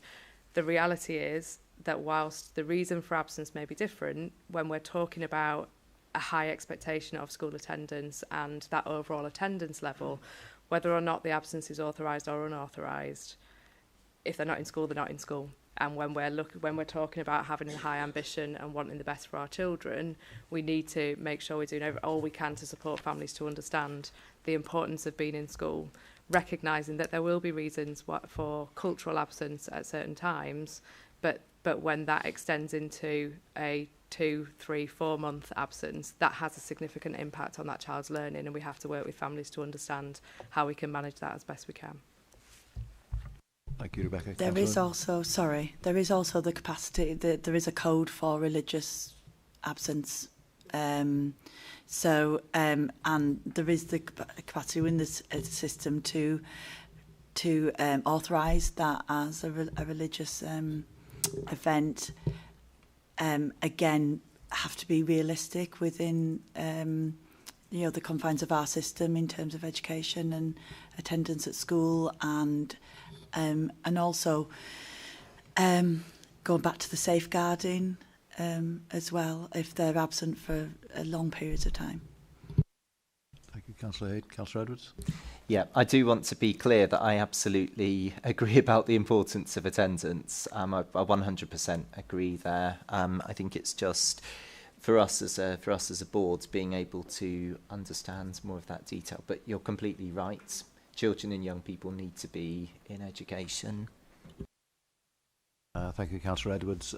I don't have anybody else waiting, so if we can move on to the recommendation, which is to note and comment on the contents of the report, the action being taken and the progress being made towards improved attendance levels.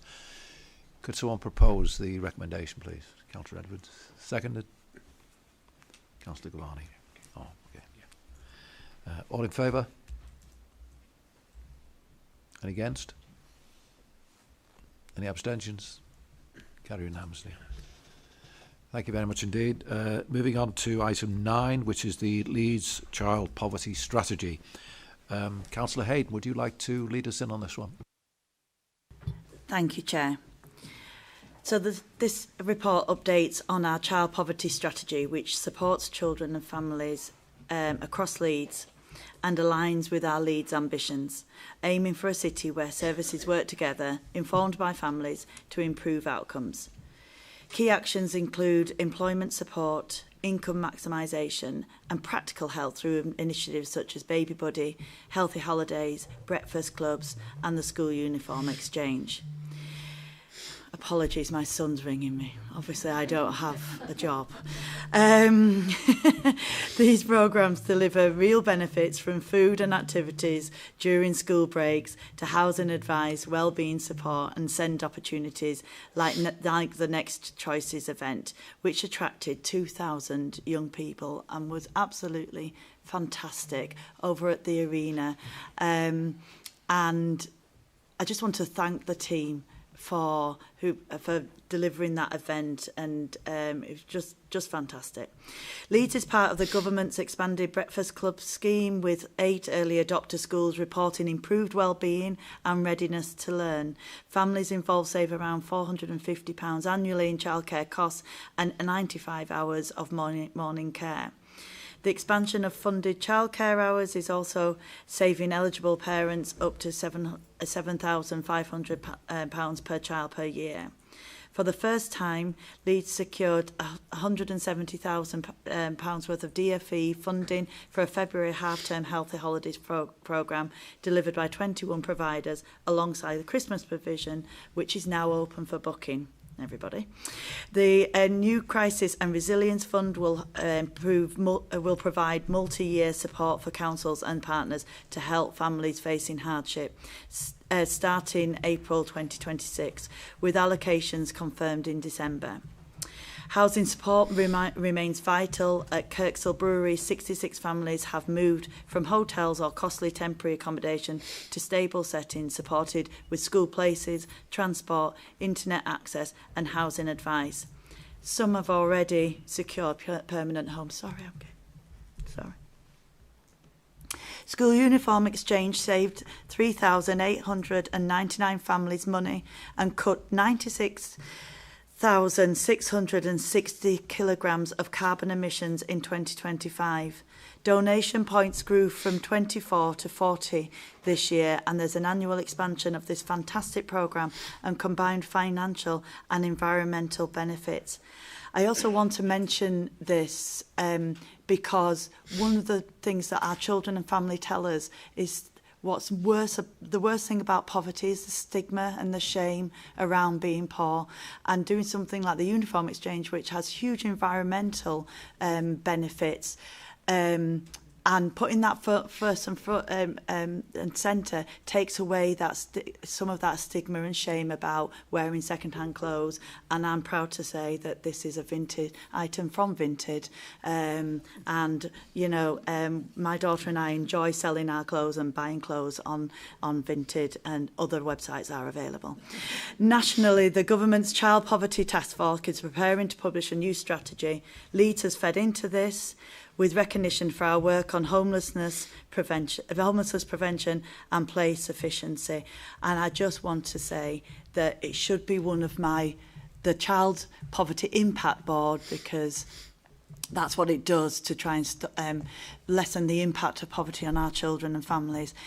Should be the most depressing meeting that I chair, but is filled with incredible, hard-working, committed, brilliant people who work tirelessly to mitigate the effects of poverty on thousands of children across this city. And I just want to say a huge thank you.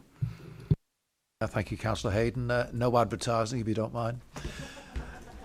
I just before we move on to officers, I've got two names, Julie and Donna, but I can already see one person there. So I'm Julie. I'm Julie Devonald. Okay, lovely. Thanks very much indeed. Just one thing before we start, really just if you could cover, I'm sure you're going to do it anyway, the relative poverty figures, if you could just give us a wee bit more information on that if you're going to speak on it now. Okay, thank you. Okay, thank you. So I didn't quite catch what you said, Councillor. Were you asking me to cover statistics? Relative poverty. Were you asking me to cover statistics? Is that what No, just a little bit more information on the statistics you provided. So statistics, okay, yeah. Okay, so the report is, the first part of the report is regarding statistics, which I'll take you through, and then it details impact, and then the main body of the report details the work of the 7 work streams of, and the 3 activities that they're focusing on annually to mitigate the impact of poverty. Just to answer your question about statistics, in Leeds, there are a number of ways to measure poverty, and there are 2 main ways that we measure poverty, which is either relative poverty or absolute poverty. Relative poverty is where income falls 60% below the median poverty of that year. Absolute poverty can sometimes be perceived as deep poverty, and that's not what it is. It's absolute poverty is where the median income falls 60% below compared to 2010-11 with adjustments for inflation. And in Leeds we use relative poverty as a quote because we believe that gives you a more realistic view of where families compare and sit in terms of their income compared to the income of other families and children in Leeds. The other thing just to note is there's 2 methods of data collection. One is before housing costs and one is after housing costs. And the way data is collected is we can statistically quote to you before housing costs for under 16s, but for after housing costs, they are only collected for under 20s. So there's lots of different ways we can cut the cake. But in Leeds, we would say at an estimate that 1 in 5 children live in relative poverty before housing costs. Statistically up to the April 2024. Thanks very much. It is not confusing exactly, but it's fairly complex sort of business. I confuse myself when I speak about it. I'm glad it confuses you too. Yeah. The 1 or 2 sort of the statistics locally are quite at variance with those nationally, yes, and I just wondered if you'd like to sort of comment on that. Yeah. Okay. So before housing costs, under 16 children living in relative poverty equates to 29% of the children in the city, and this compares to a national figure of 22%. For Leeds, it's an increase of 1% compared to the previous year. So the previous year was 28%, which is 2,072 children. And on page 110 of your pack, you can see how that's broken down by ward as well. So the ward that has the greatest number of children who live in poverty under 16 before housing costs is Skipton at Hare Hills at 69%, 68.9%. Thanks very much. That's one I was looking at. Is there any particular reason that you can identify as to why there is such a discrepancy? Discrepancy in National figures and the local figures. I think Leeds is a large city, and it has a number of, I suppose the only way I can answer that question is a number of children who live in poverty. I think the work of the board focuses on mitigating the impact of that poverty. We're not here to try and change the statistics, as it were, because that's a broader picture. Does that answer your question? Councillor Stevenson. Thank you. In a sense, I'm glad we just had that little episode of trying to understand the definitions and bits between us, because it is quite complex and it's such an important issue that we need to make sure actually what we're measuring against is delivering outcomes. And I have a particular problem with, and it's a national issue, but measuring relative poverty, because it's just a really bad way of measuring something, because you designed a system to deliver an outcome that's not actually factual, in that, as was just described, if you have an instance like an economic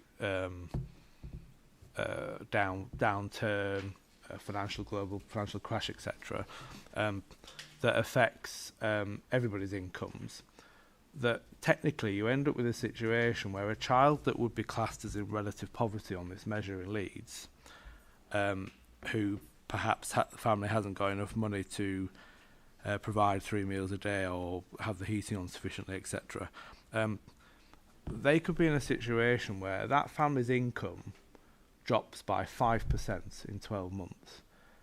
But if the richest in society's income drops 20% in that month, the outcome of this measure is that that child I've just described is no longer in relative poverty.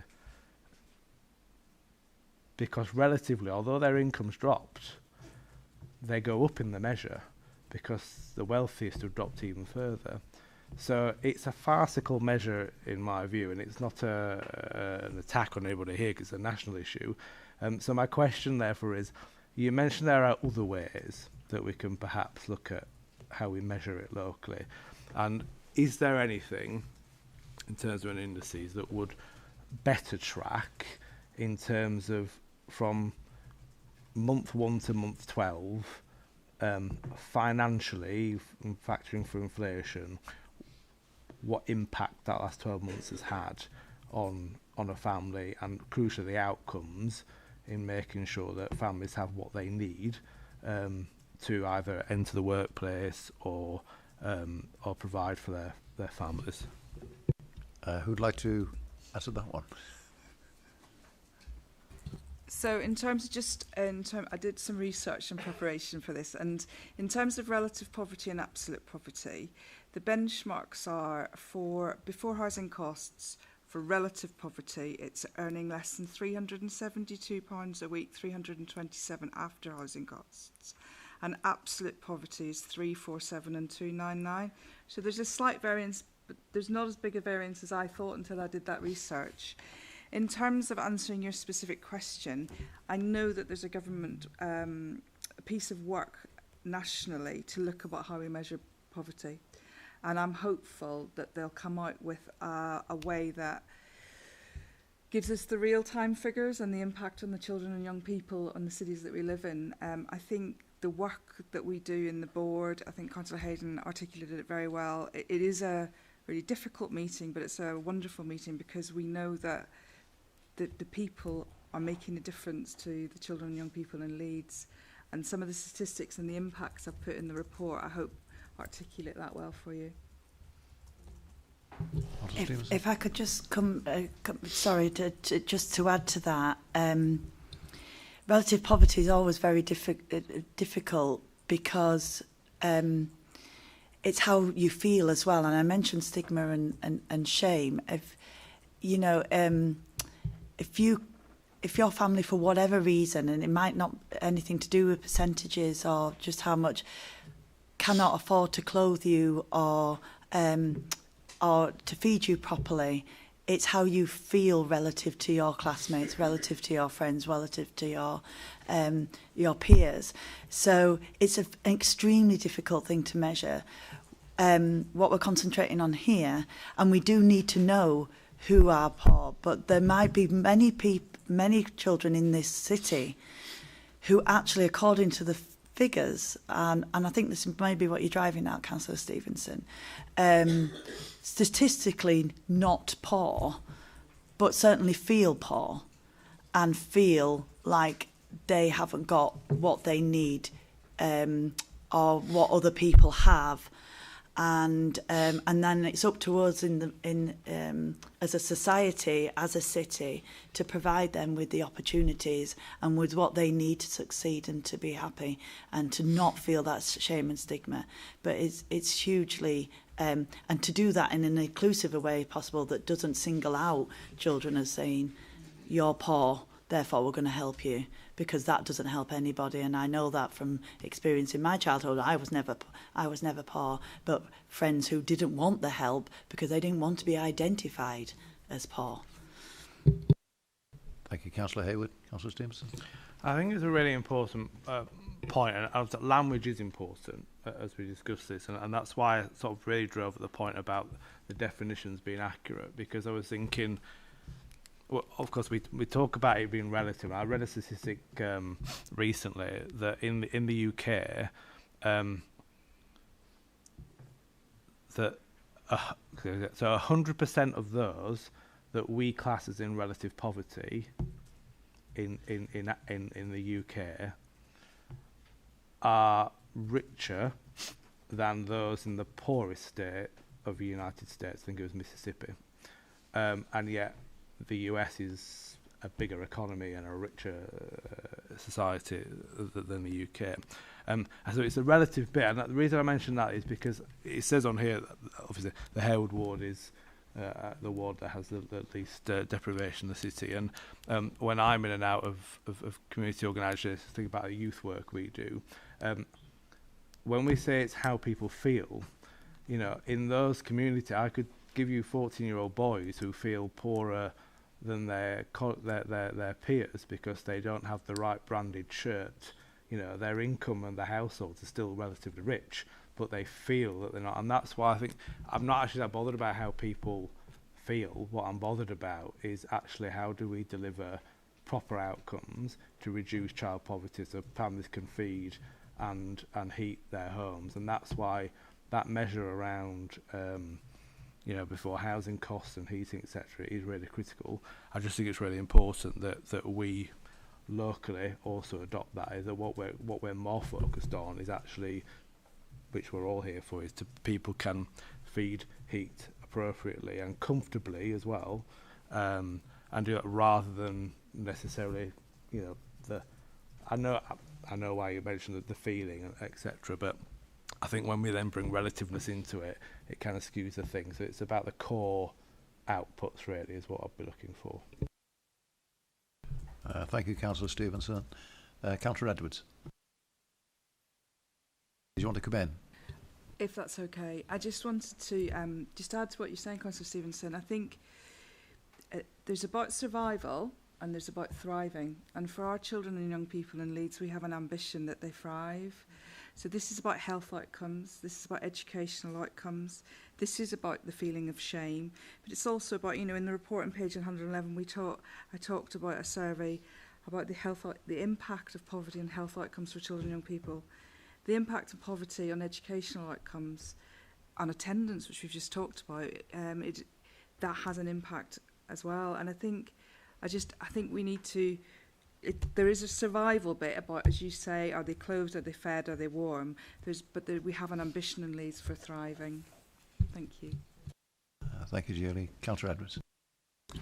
Thank you, Chair. I think the points about stigma and shame are really important, and I mean, when I look at this table, even though my ward is at the other end of the table from Gipton and Hare Hills, nevertheless, for those children and young people who are living in poverty, it is a very damaging. It does have a very damaging impact on them, and I do have to take issue with Councillor Stevenson saying it about people feeling poor because they don't have the right branded shirt, even in affluent wards that on this table are affluent.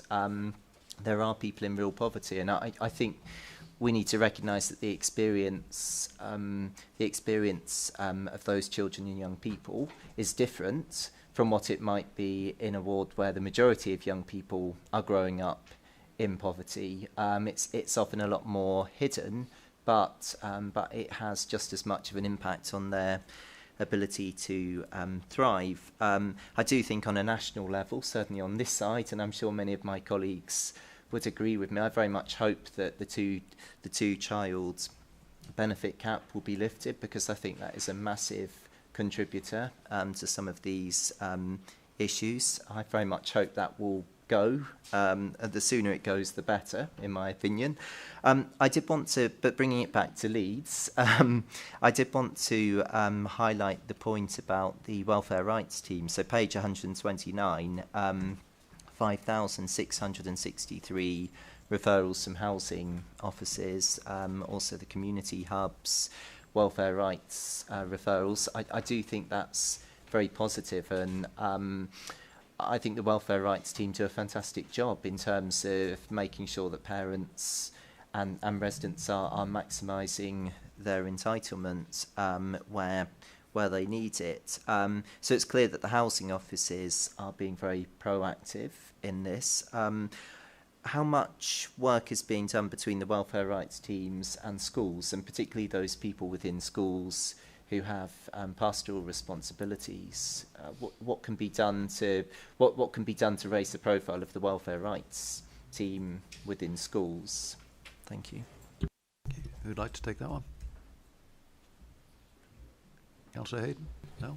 I do know that some schools they invite welfare rights in as drop-ins, or they refer to families to our new family hubs for support. But I think we'd need to look at that detail a bit more and come back to you if that's okay.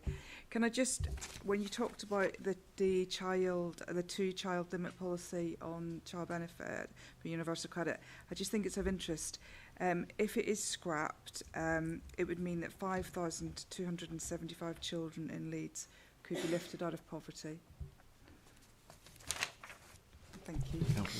I mean, we have, I mean, our schools are sometimes the first point of actually, you know, identifying a family living in poverty, especially where poverty is more hidden and covered up. And I know that in my area, in our community committee, you know, we have services like Money Buddies, you know, commissioned by the council, and that, you know, it's certain in terms of our children's centres workers and things like that work with, especially early years, to identify and refer families and signposts. And some of the work done by schools in our most deprived areas is incredible. And in fact, when I went to visit it's not a food bank, but that was started anyway. I've forgotten the name of it. Do excuse me, but and they've joined our Poverty Impact Board now. But that was started by a head teacher putting out a table of food items, and then it grew into a kind of a food bank, for want of a better term. And now he's working with schools across the north now, but particularly in Leeds, and it's grown into really quite into a big charity now. But actually empowering people to, it's more like. You know, they pay a food you know, surplus, using the food surplus and things like that. So that came anyway. I'm really stumbling over this, But that came from a head teacher recognising poverty in his school. So our teachers are often the first point of call. Thank you, Councillor Hayden. Councillor Edwards? Okay, thank you very much, Nick. Councillor Rontry. Thank you, Chair.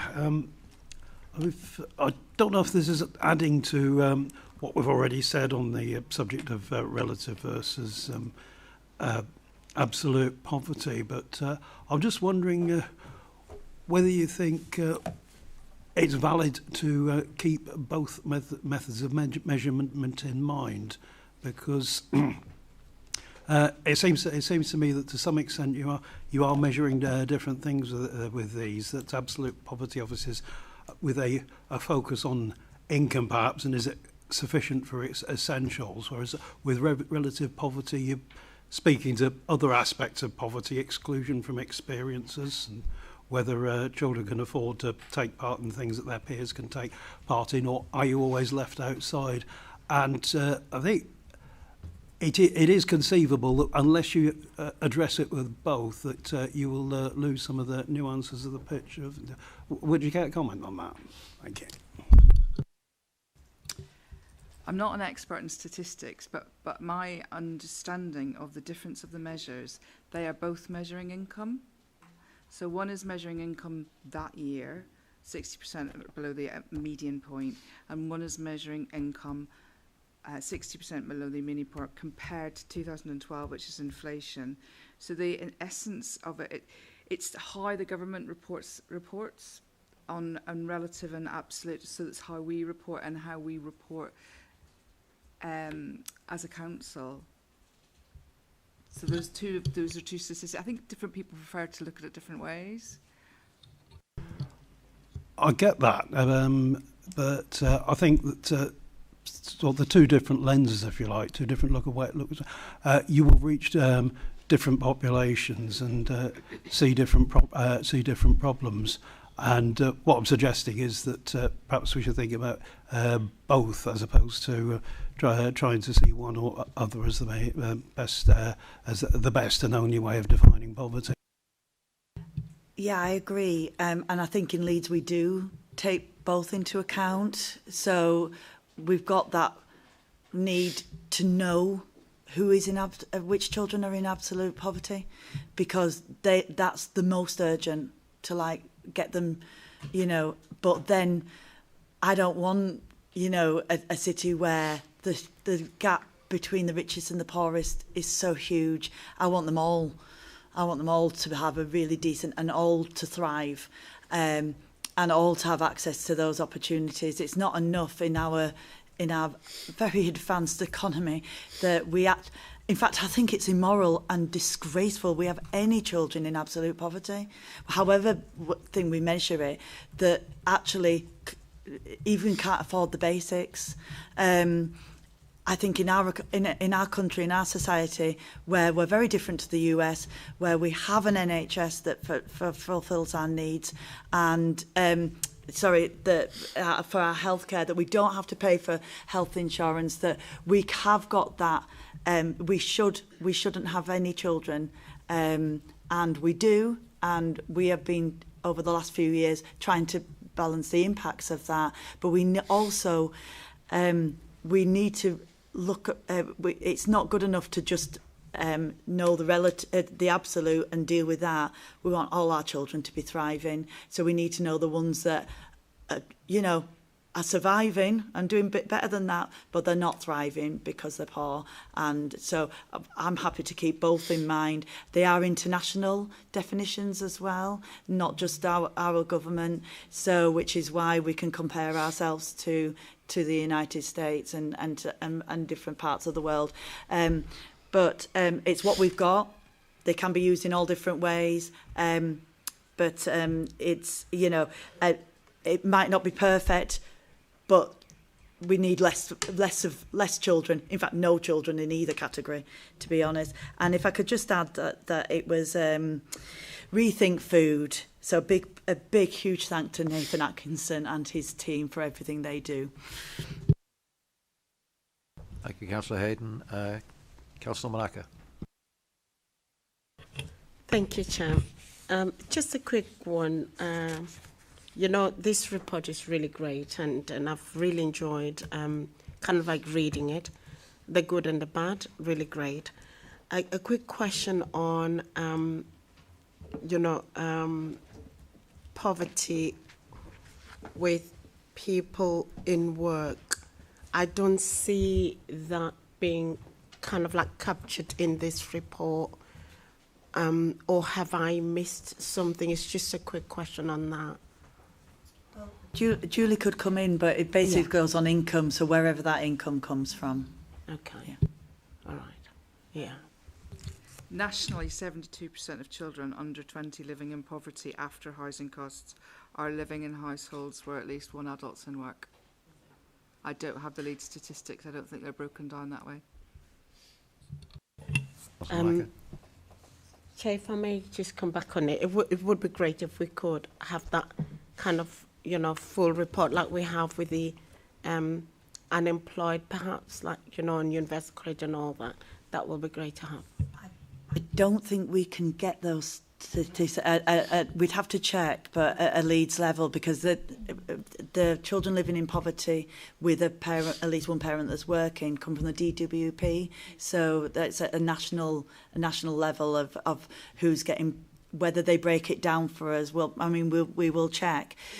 In the end, though, obviously, if you're on benefits, you're on a certain level, and we've just seen that with the child benefit, the over 5,000 children will be lifted out of poverty when it's lifted.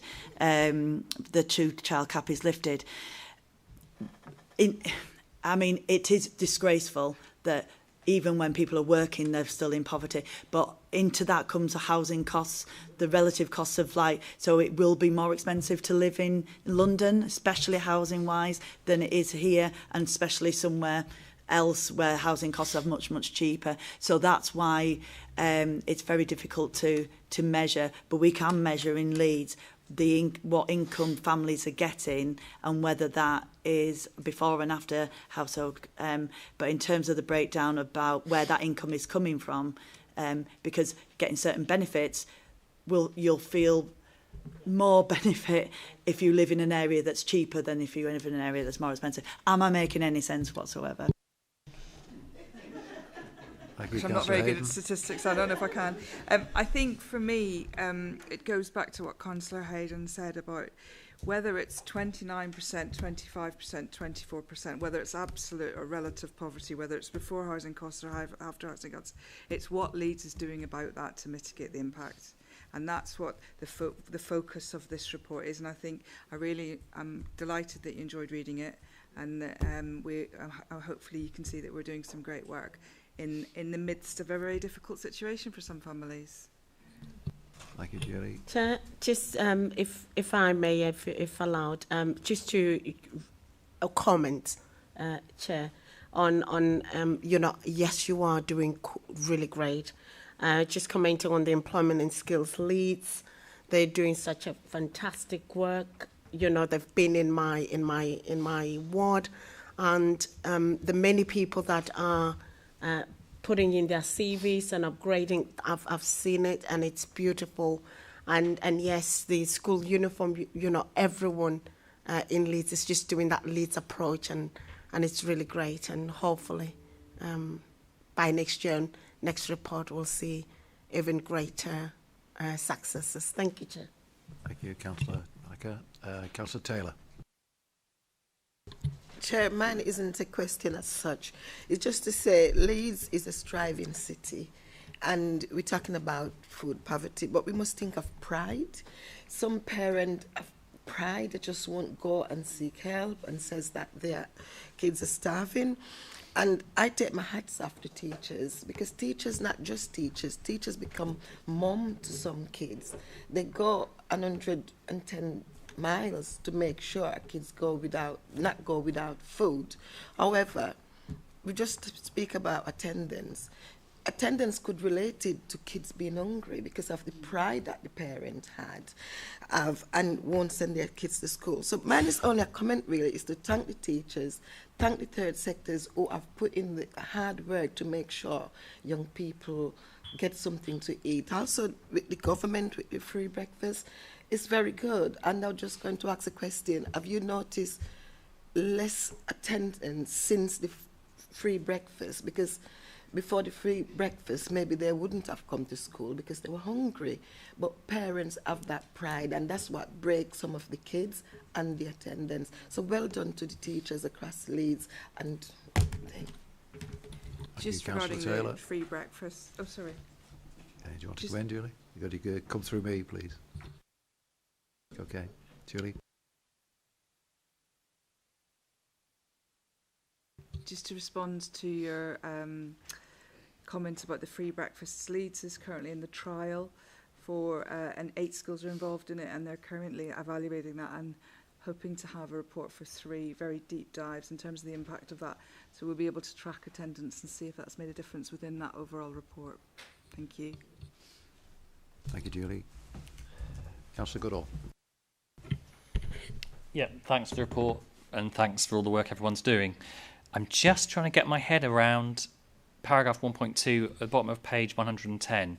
So it shows, again, you know, whether we can, any of us can answer this, it shows a huge increase in the number of people claiming universal credit not in employment in both Gibson and Hare Hills and Bermondsey and Richmond Hill, up from 10.6 to 29% in one and up from 11% to 27%.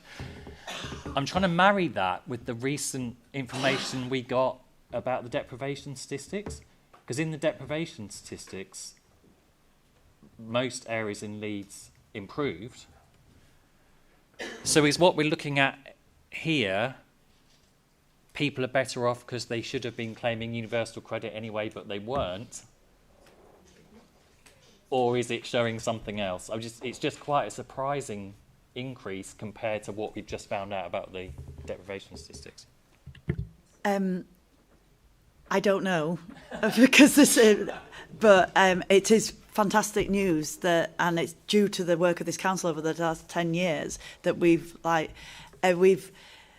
brought, correct me if I'm wrong, somebody, but it's 16 super output areas down to 7. So, and that will be the work, but our financial inclusion team do amazing work with people, and it is around what they are entitled to. So, I don't know whether I'm right here, but I suggest that you are correct in that only 11%, 11% were claiming when actually 29% were entitled. And we saw that around the winter fuel allowance when people stopped getting that, and I'm not going into the political arguments of that, but our benefits and financial inclusion team, who the manager of which sits on the Poverty Impact Board, they brought millions of pounds of what pensioners were entitled to into their pockets that they weren't claiming before. I remember listening to, about a year ago, the Money Programme. Yes, I do listen to that. And I am that sad. But there was this lady who was, really upset at losing the winter fuel allowance. But it turned out she was entitled to pension credit. And she ended up getting 50 extra pounds a week, so 200 extra pounds a month. And therefore thousands of pounds a year, not just the £200. And the team and what they do in terms of benefit rights and what families are entitled to is incredible in wards such as Councillor Manaka's in Bermondsey and Richmond Hill. So I would suggest that, and that's one of the many ways, including people going into employment and things like that, that Councillor Manaka mentioned, that we've been able to lift those areas out of this. And we're talking real deprivation, and, I just think it's a huge achievement by this council, and it's what we're talking about today. Those people shouldn't be in that poverty, but it's what this council does to lessen the impact of the poverty on people. Thank you, Councillor Hayden. I think we moved rather away from the question that Councillor Goodall actually asked, and I think the answer was we don't know. Perhaps someone could tell Councillor Goodall in due course why there's been such a substantial increase in the universal credit in those two wards? Yeah. Okay, in due course. Thank you. Councillor Stevenson. Thank you. I just wanted to come back on a point. As the debate's progressed, we've got to the point I wanted to raise is about the free school meals and breakfast clubs. It leads quite nicely on from Councillor Hayden's comments there about winter fuel allowance, because the government has now determined that in order to deliver resources to where it's most needed, they will means test winter fuel allowance. I think the figure is £35,000 a year income now. And you can't help but think about the report and the debate we've all just been having about the recognised need to, and I agree entirely with the point about there should be no absolute poverty in the UK given our size of our economy. So we're about, as a country, about to spend about £2 billion a year on universal free school meals and breakfast clubs. We also heard that a figure of around £20 a week more per household will lift, I think you said 5,000 children out of the sort of relative figure that you've been talking about. So, bearing in mind on page 164 of the report, it says that primary schools report the provision of childcare being the primary motive for offering free breakfasts.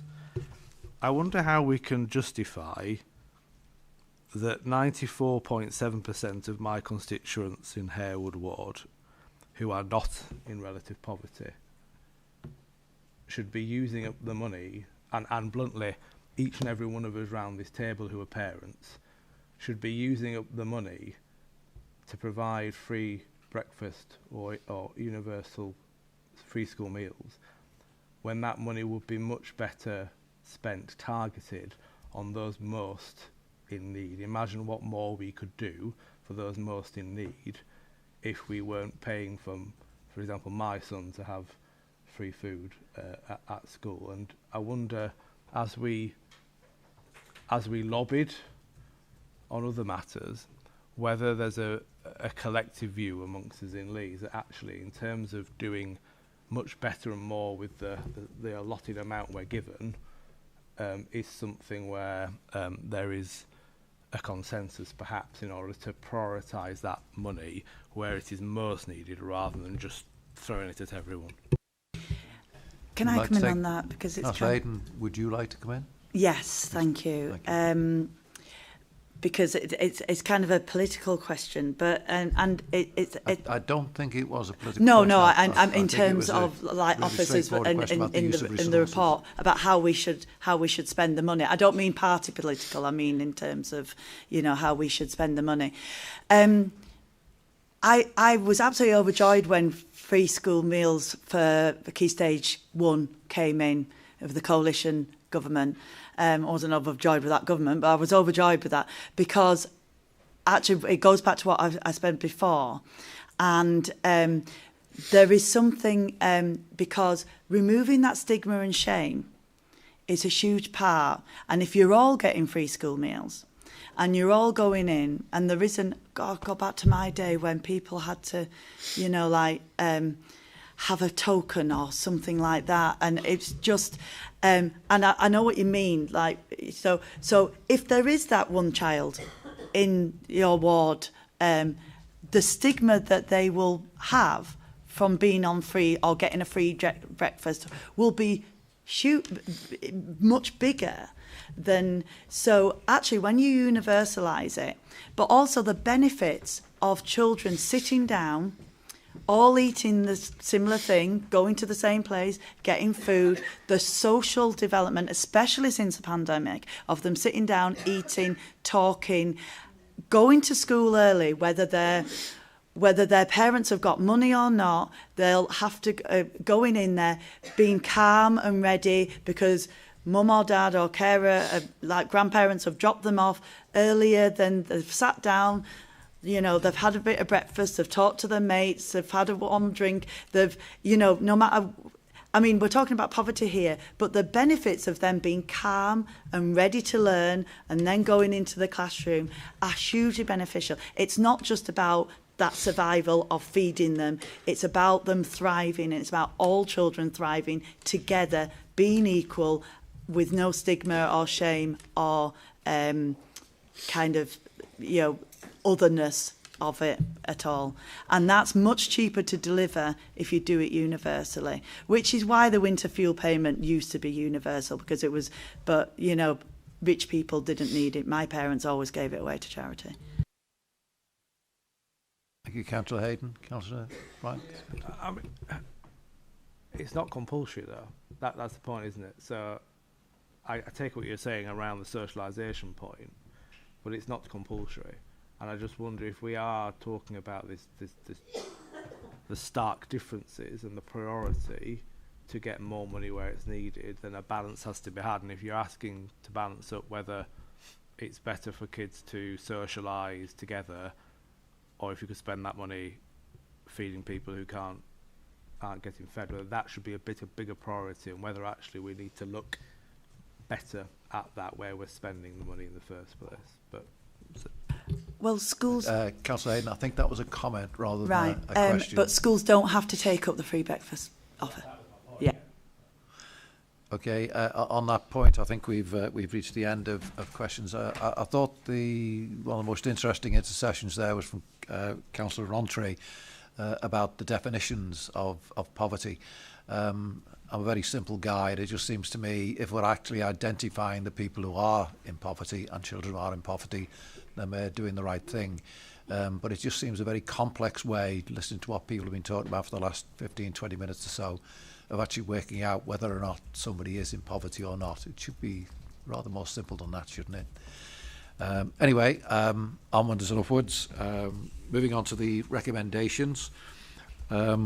The Scrutiny endorses the ongoing strategic framework in place to mitigate the impact of child poverty and the work being undertaken by the Council and other partners in the key areas of activity, and that we acknowledge the need to promote the work of the child poverty strategy across the city and across council directorates and through our wider city partnerships in order to highlight the impact of poverty on children and their families. Can someone please put that one forward? Councillor Edwards, yeah. Seconder? Councillor Gabani. Yeah. All in favour? Anyone against? Abstentions? Carried unanimously. Thank you very much. Moving on to our last item, which is the work programme. Basically, the report sets out the draft 25-26. It remains in draft for the entire year, of course. You've all got the plans in front of you. We have talked about one or two items being added between now and the end of the year, like, for instance, the EHCP sort of item. And I just wonder if anybody else had anything else they'd like to add to the programme so far. No? Okay, thank you very much indeed. So on to recommendations. The members are requested to consider the board's work programme for the 25-26 municipal year. Can someone propose that? Councillor Edwards again. Thank you, Councillor Edwards. And seconded? Councillor Edwards, yeah. All in favour? Any against? Any abstentions? Carried unanimously. The next public meeting of the board will take place on the 28th of January with a pre-meeting for board members at, should make it 9:45 rather than 9:30, Rob? Okay, which makes the pre-meeting 15 minutes rather than 30 minutes. Okay, just finally, once again, to thank everybody for attending the board today, in particular members, of course, but people from the Phil and his colleagues from Children and Families, particularly given the pressure under at the moment. Thank you very much indeed for attending, and if you could pass on our thanks to all the officers who contributed today, I'd be very grateful. Councillor Hayden, as usual, thank you very much indeed. Finally, Rob, who's disappeared, without whom we could not manage or ever. So thank you all very much indeed. And just one final thing, if you could pass on our very good wishes to Julie, to Dan and to Farah, we'd be very grateful. Okay? Thank you all very much indeed. Cheers.